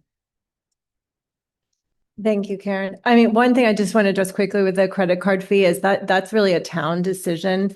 And apparently town finance covers the credit card fee for almost all the transactions that residents make with the town. So I'm a little uncomfortable with penalizing just the people who enroll in pre-K and making them eat the 3.1 as opposed to all the other residents in town whenever they're doing other transactions. I mean, because the town could change their policy and say we're no longer covering the credit card fees. But I would imagine, and I haven't had a conversation with town finance, but the certainty of using a credit card and knowing that it's paid is probably what drove their decision, because you have the money in hand. Whereas if you're processing a lot of checks, they may not all clear. And then you're in a situation of being in the collection business, which I don't think any of us want to be in. And certainly I can say the Greenwich Public Schools is not in that business at all. And so we would have to actually develop a collections department. So to deter people from using a credit card might have unintended consequences that we may not want. I mean, I think that might be a decision for town finance to explain to us their thinking. Sorry, Karen Hirsch. Oh, well, I was going to ask who actually pays the credit card fees. And I mean, after my comment or question next, I was going to say, Paul, I'll ask you after I'm finishing, what we do for docs and boating licenses and all those things. But I was going to say the other question is, and I know I bring this up every year, the tuition does not seem to come back directly to the school, to the Board of Ed's budget. It goes to the town and then sort of loops back to us. I definitely still think, I know we talk about this, the money that we generate, it's really a discussion. I mean, at least for our budget committee or more, that money should be, especially grants that are supposed to come to us, et cetera. But I'm curious to see why that still is the case, but. Yeah, the money that you think, all the money goes to the There's not an town. answer. They collect the tuition and then they keep it. Yeah. And just to clarify too, because I think it's important, I think this is an interesting and important conversation to have, but the delta that we're talking about between 3.1 and 6.2 and 6.2 and 10% is roughly $30,000 in revenue to the town, sort of by each increment. And so then I'll just jump back to Paul, just out of curiosity, because I know that you're, harbor master and so forth. So what is the harbor master division do? I don't handle the docks. That's Parks and Recreation. Sorry. No worries. It gave you more responsibilities. That's fine. I think I'm responsible for allowing Parks and Rec to put their docks on my water. But I don't know if Joe would appreciate that level of authority that I might have just taken. But I do pay my property taxes through Greenwich, and I pay the fee. I think, because I have my own boat, I think I'm paying the fee. As it relates to moorings, which I am responsible for, we're in a robust, I'm a ex officio on the Harbor Management Commission, as the harbor master, and they're in a robust conversation now about charging the fees back as well. I recognize what you're saying about the money going back to the town, but I think that could be a slippery slope. As the program, I think we lose $4 million on it. So if we ask for the money back, they may ask for the $4 million in return. But the other thing I wanted to bring up is was from your earlier statement. You had said that it hadn't been raised for 5 years, and Oh, no. The cost did, but it had only been going up by 3%, which wasn't meeting the current cost of the program. Yeah, so it had gone up, but it had stayed at a flat 3% increase. I understand. I thought Yeah, sorry. No, don't be sorry. That's why I'm asking. I wanted to clarify that. The 5 years prior to that, I thought what you were saying, there was no increases. So there was 3.1. There was no increases, or there were 3.1s? No, it's what, Sophie, So I think it was very modest increases. And then last year we did a 13% increase because we thought that the increases in previous years had been too low. Yes. Okay, thank you. I just wanted to understand that better. What the math that I was trying to do in my head was, I suspect with a 13% increase last year, we're hesitant, and we didn't want to make a 10. We're hesitating on a 6.2, but I suspect that it may have needed to be more than 13, but with that much of an increase in one particular year, you guys would know better than me. You were here. You may have erred on the side of lower, which might give us more of a reason to need to make that delta up, and there is a pretty big delta. I'm sorry, Bob? Yeah, I just wanted to try to work on how we're talking about this, because I feel like people saying, I know it'll never be profitable, or we lose $4 million. It's not a for-profit entity. The public schools are here. They're an investment in our children's futures. We're not losing money. It's not that it'll never be profitable. It's in my opinion, I feel like the public schools are here to help our children, and it's investment in their future. I think what we need to make sure we're focused on when we're on this particular conversation is that our mandate by the state is related to the special education, and we are very generous with our typical to special ed, and I think appropriately so, to give our special ed students the best possible education that we can provide them. What we're talking about here, Bob, is not the special ed. There is absolutely no compromise on our mandate for excellent special ed education. What we're talking about here are the people that are in the lottery, and the lottery has become very much more of a lottery than it is of getting your kid into preschool. My son didn't get in, my daughter got in. And when my daughter got in, what I was very happy about is it was going to cost me a lot less money. Now, with that said, we also discussed in our committee not wanting to disrupt the diversity balance of the lottery, right? Because when you're picking random names out of a jar, if you pick someone out of a jar that happens to be from a lower income area or a lower income family, that type of exposure is important as well. So that's where I started to, that's what I'm looking at, is making sure that the special education children have the best education, including a diverse group of typicals. And that's my tipping point. Veronica?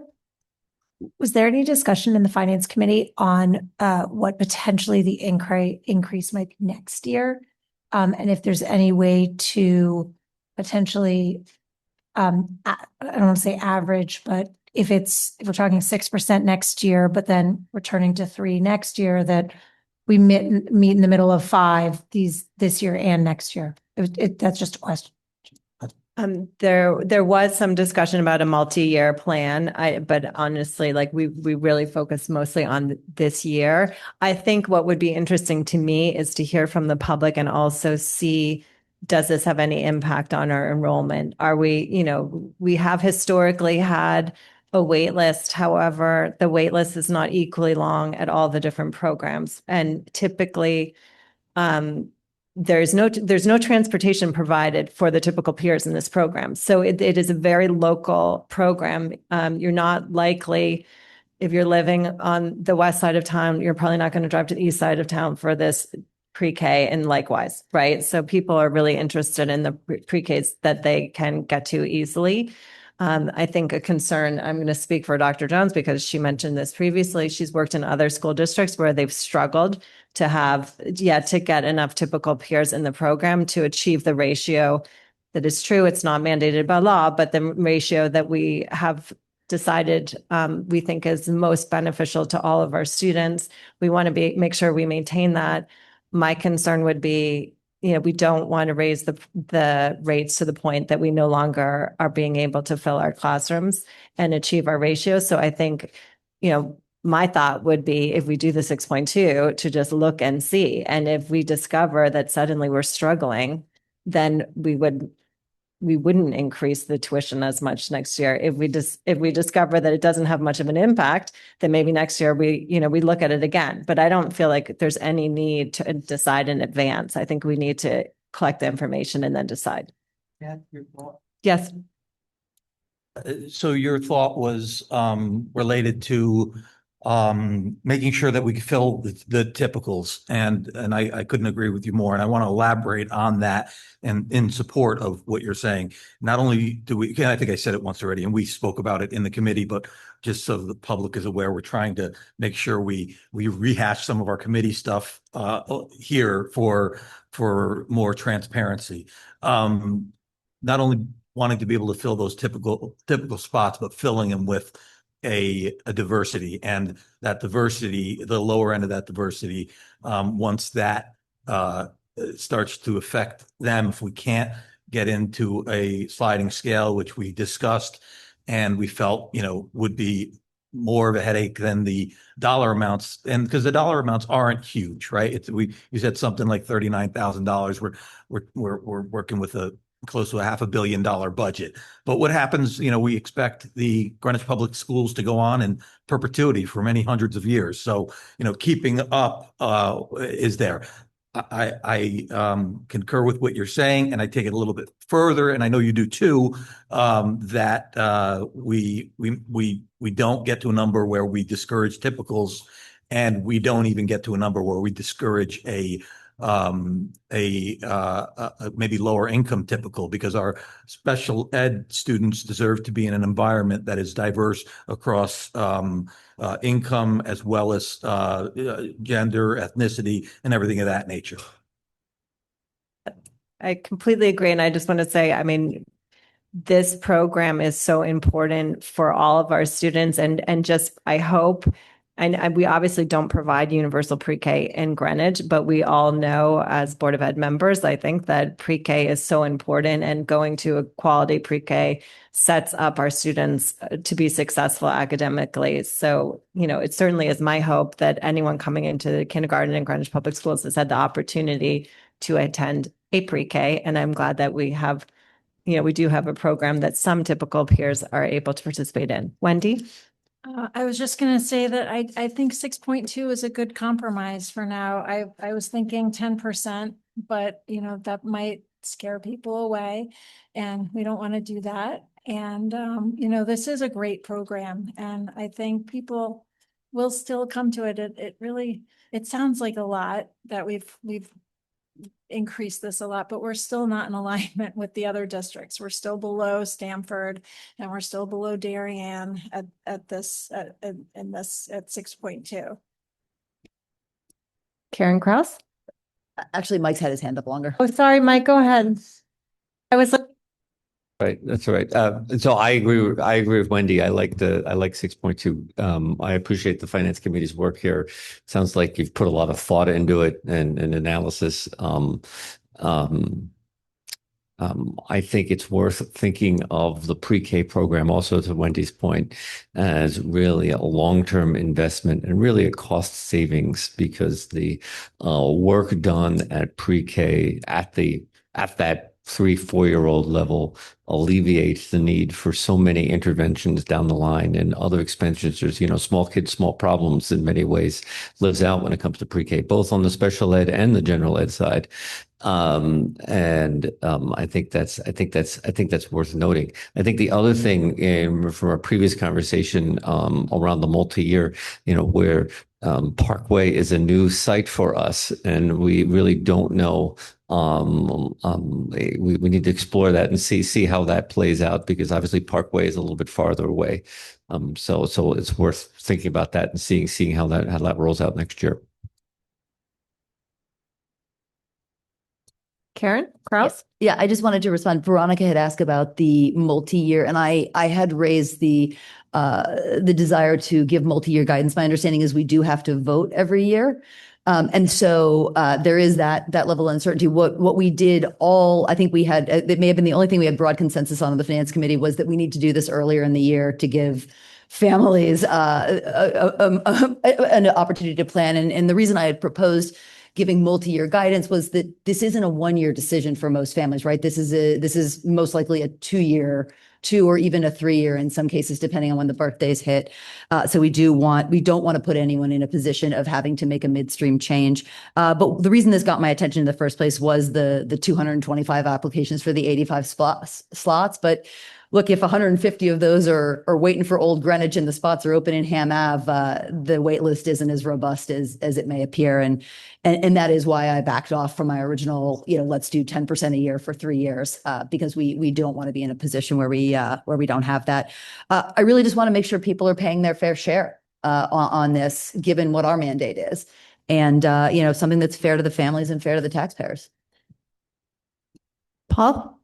Thank you. I had this question earlier. Yep. But I only wanted to break in before because I was building on yours. So Veronica had asked about blending this across, and there's a reason why 6.2 is exactly in the middle of 3.1 and the 10. So we did discuss that, and we met right in the middle. And I think our planning would be to try to achieve that 10 next year, but Thank you. We did split the proverbial. Thank you. Okay, anyone else? Okay, Dr. Jones? Yeah, just 2 quick items.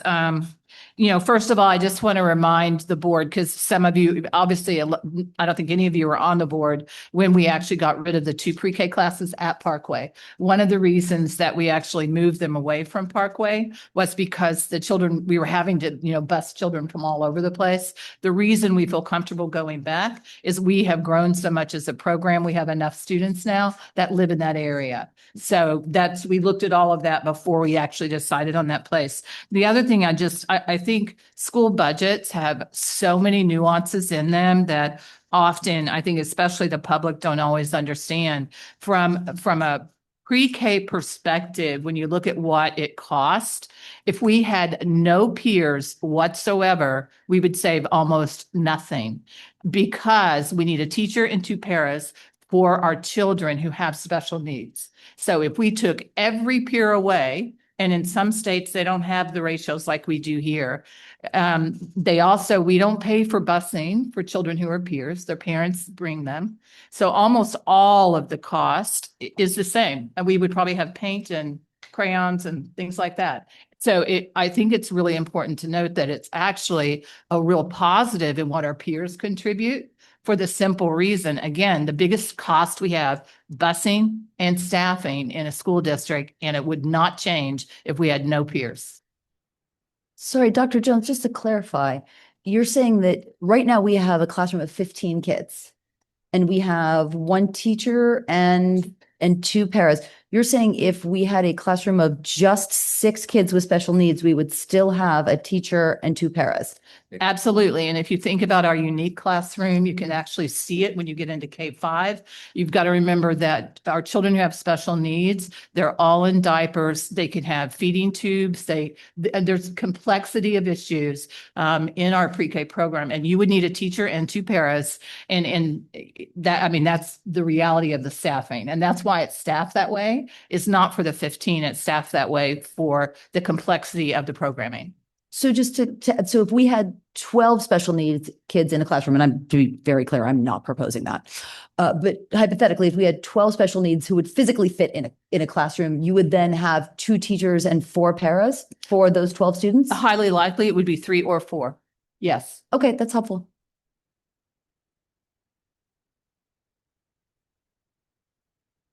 Yeah, I think we're good.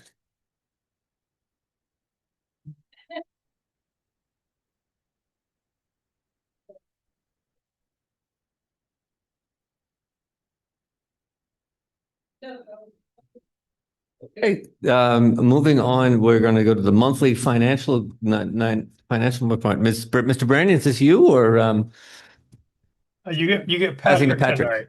tonight. I did last month. It's Patrick's turn. There we go. Hi, Patrick. Hello. Okay, on the monthly financial report, before the meeting, there are some question and answer that we exchanged with the board members before tonight's meeting. So they cover some of the items that I would want to kind of like cover in here as well. First of all, there was a new budget committee capital budget added into the Old Greenwich School renovation, and that is for $8 million.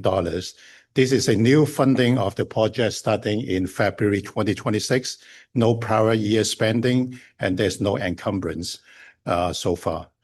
The other one is regarding the 2017 new lab building committee capital project. The project is still as an open project in the capital project list.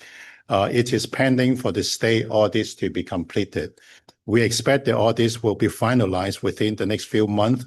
Once the audit is completed, we can kind of like close out on the financial and the project can be removed from the open capital project list. We talked about the tuition just now, about the revenue is being booked in the account with the TAN. That is the case for our tuition in the Greenwich Public School. All the other fund, including the school lunch fund and also the grant, the revenue is booked and is used to cover the expense for the school lunch and also the grant spending. All right, then the other financial highlights that I would like to call out tonight. First of all, it is on the revenue. Again, on the revenue topic, there was a $1.2 million special education excess cost grant received in February as expected. And then the revenue is reflected in the February result on the page 10. There will be a second and final payment in May that will be booked into the revenue by that time. On the school lunch program, with the year-to-date February financial result, the full year forecast now we are looking at is expected to be better than the original budget. And it will be finishing the year similar to the last year result. And lastly, on the overall operating budget, we also look at the forecast, do a full year forecast projections. We are expecting there will be a budget balance between $1.5 million to $2 million. And then that is driven by the non-certified vacant position, the teachers' unpaid leave, and the special education saving that we mentioned across the previous month meetings. But it is then offset by the transportation spending. We are looking to provide another forecast update in the May business meeting such that we have a better idea before we are finishing the year by the end of June. Thanks, Patrick. I always like one worth noting because you don't notice this if you're just looking at the numbers. The number of capital projects that have been closed is such a tremendous, outstanding structural improvement by the district. People didn't pay. Our friends at the BET for years have noted these projects that used to linger for years and years and years. We had 4 years ago, 3 years ago, we still had MISA and stuff like that on here. So the amount of work that you and Ben and Tony and everybody have done to close these projects out and realizing which means realizing the state reimbursement that we always talk about with these projects that we only get once these actually close out. I really appreciate all the work there. All right, thank you. Questions? All right, I think you're still here. Yep. Next one. All right, budget transfers. Budget transfer. So the budget transfer that we have, I mean, it is the budget kind of like we allocating within the school within the special education program to fit for the needs of their budget requirement as they see. So the Parkway is just we allocate their budgets to the teaching supplies as they see fit. And then the special education program is to kind of like we allocate some of the salary into the contracted services, because as I mentioned about the teachers and paid leave, some of those that kind of like not being filled up for the position by ourselves, but it is kind of like looking to outside for the service companies to kind of like provide the resources for the coverage. All right. Okay. Good night. All right, and now for the main event of the evening, I would like to make a motion to set the graduation date as presented. Second. Seconded by Mr. Cheney. Yeah, you need to set the as presented. I said as presented. Yeah. Dr. Jones, you want to explain? Yeah, so in the motion, it actually says to set the graduation date for 25-26 school year as June 18th. And just as a reminder, this is one of those items we don't do 2 readings because we can't bring it to you too early because we're in the middle of snow and all of that. But our families really need these dates so Granny and Grampy and everybody can book their tickets. We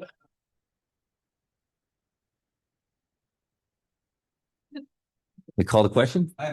Questions? Go ahead. Paul.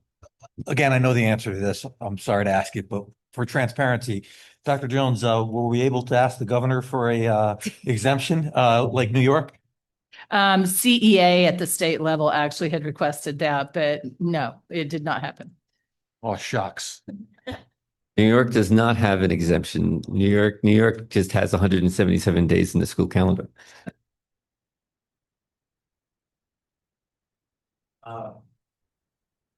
We call the question? Okay. All those in favor? Opposed? That passes 8-0. Okay. So for sticklers in the room here, so I would like to make a motion that the last day of school for the 2025-26 school year it'd be Friday, June 19th for grade 6 and 9, and Monday, June 22nd for all students, and Thursday, June 25th for teachers. I'll second. That was Bob again. Go ahead, Karen. I just, again, for transparency of the public, I think this vote is mainly procedural, right? The state requires that we have 180 days for students. The state requires we have at least 180 days for students. The union contracts require that we have no more than 180 days for students, which lands us at 180 days for students.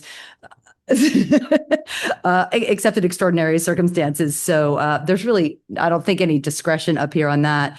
But I know some districts do have 181, 182, and they've dialed it back this year because of snow days.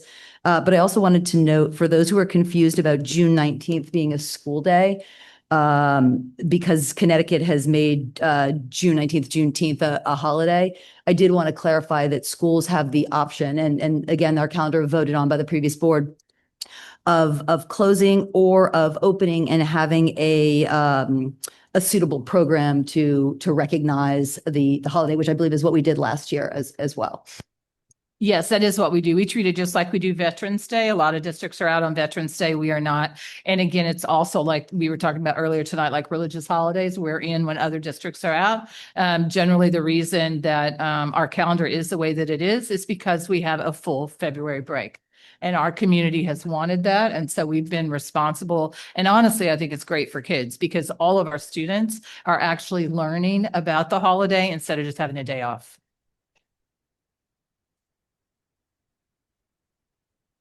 All right, let's call the question.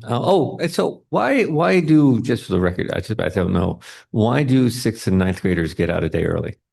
They actually start a day early because they imagine how big that high school is. So you can get your schedule, follow your schedule before you have 20 700 kids in the building.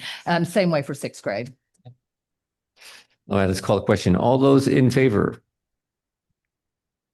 Oh. All right, motion passes 8-0. Dr. Budd, if you are there, we are on the staff absenteeism report. Good evening, everyone. Can you hear me? Yes, sir. Okay.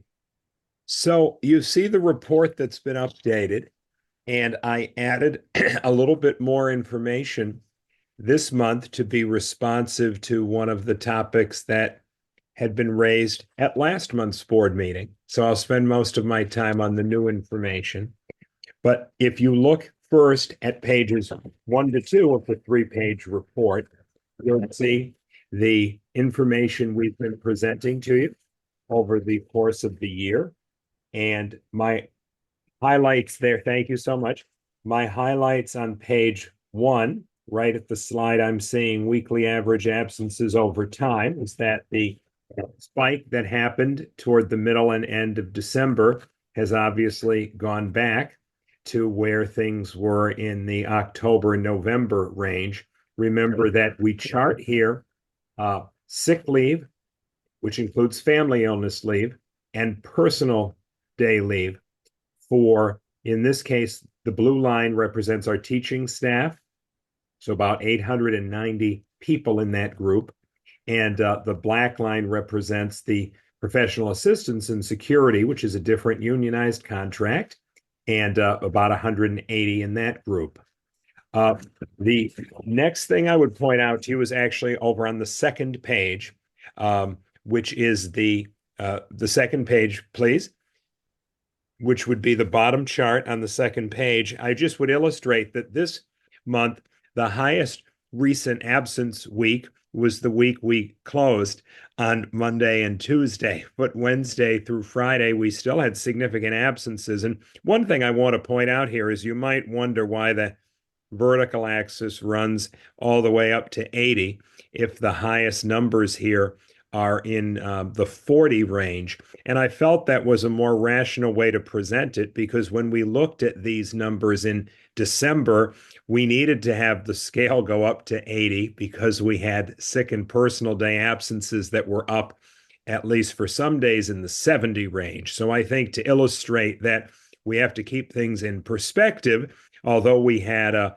high recent absence week this week I'm illustrating, it's still in some ways almost half of the absences that we had back at that time period in December.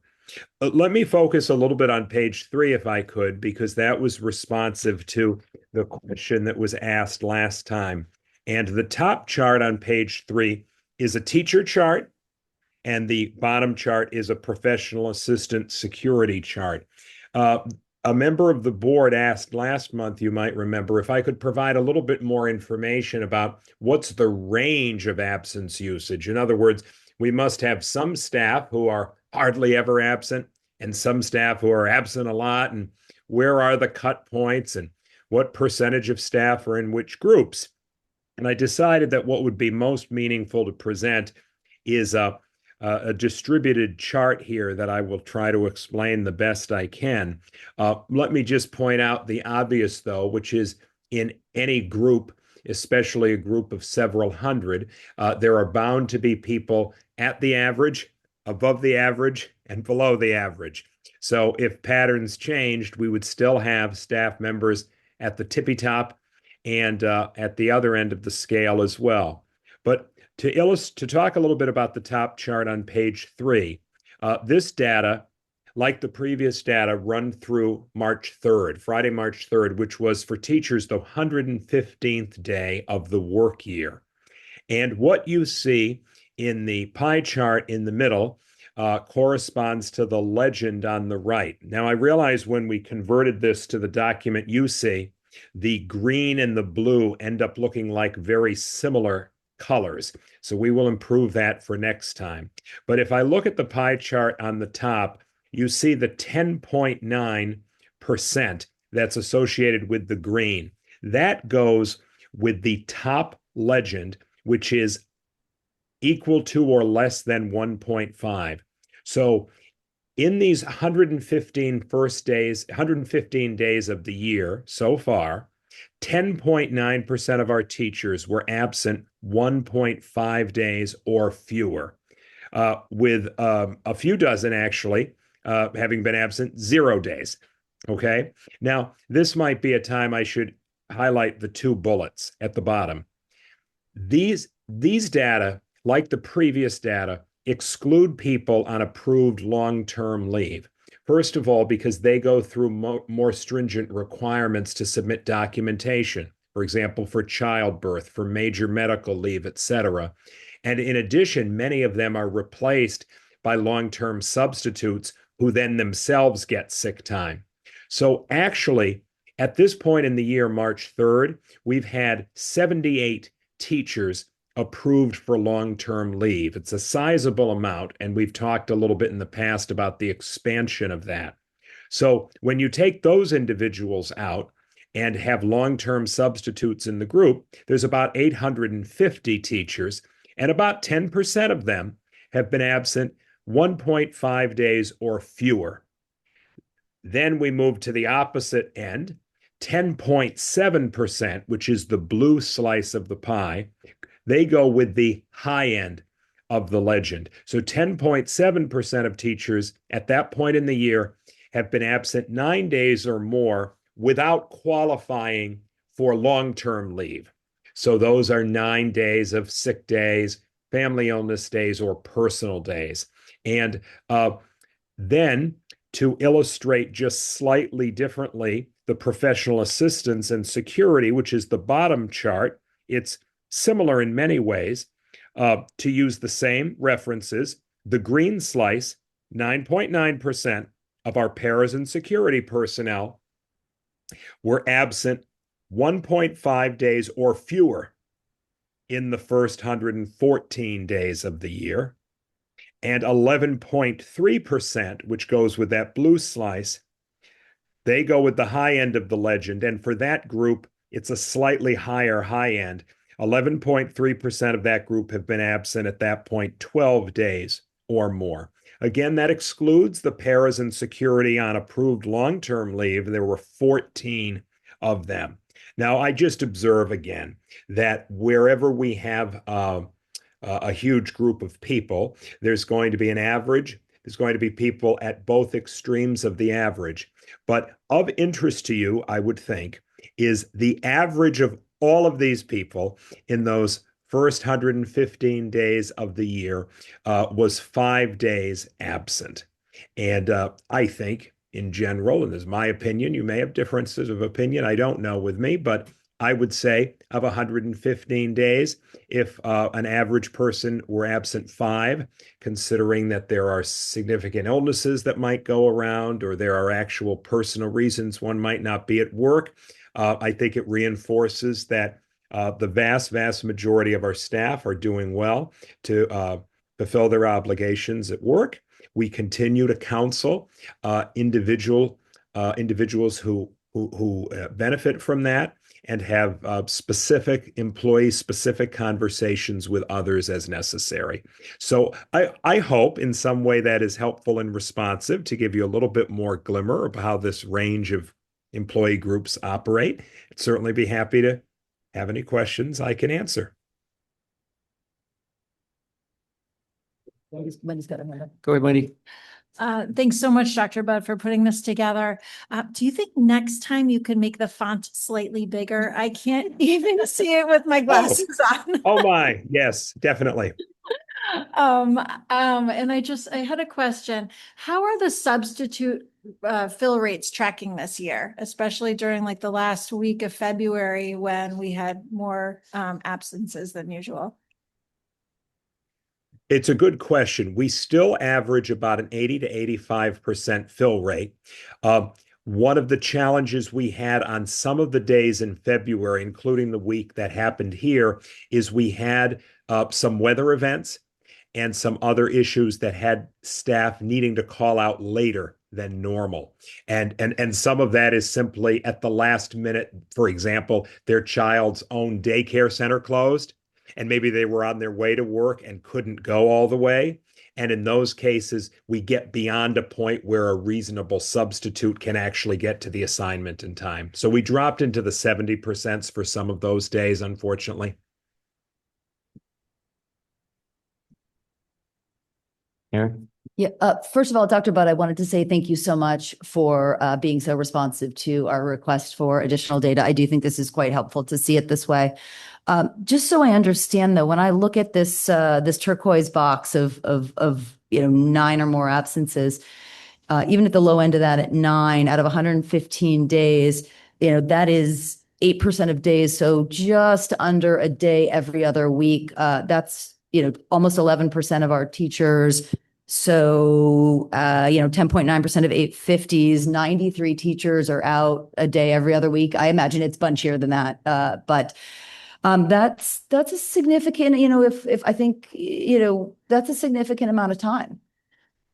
And I'm also curious if you see differences by buildings. I remember looking at some data. It was on a state website. It was way before I was on the Board of Ed, where Cos Cob School and a couple others were rather extreme outliers. This was several years ago, so please don't yell at the principal at Cos Cob. He wasn't there. But they were very high. I'm wondering if you're seeing differences by buildings. To the first point, yes, you're accurate in the number of what that statistic represents for the a gross number of teachers or paras out 9 days or 12 days or more. I would say that you see different types of patterns, though.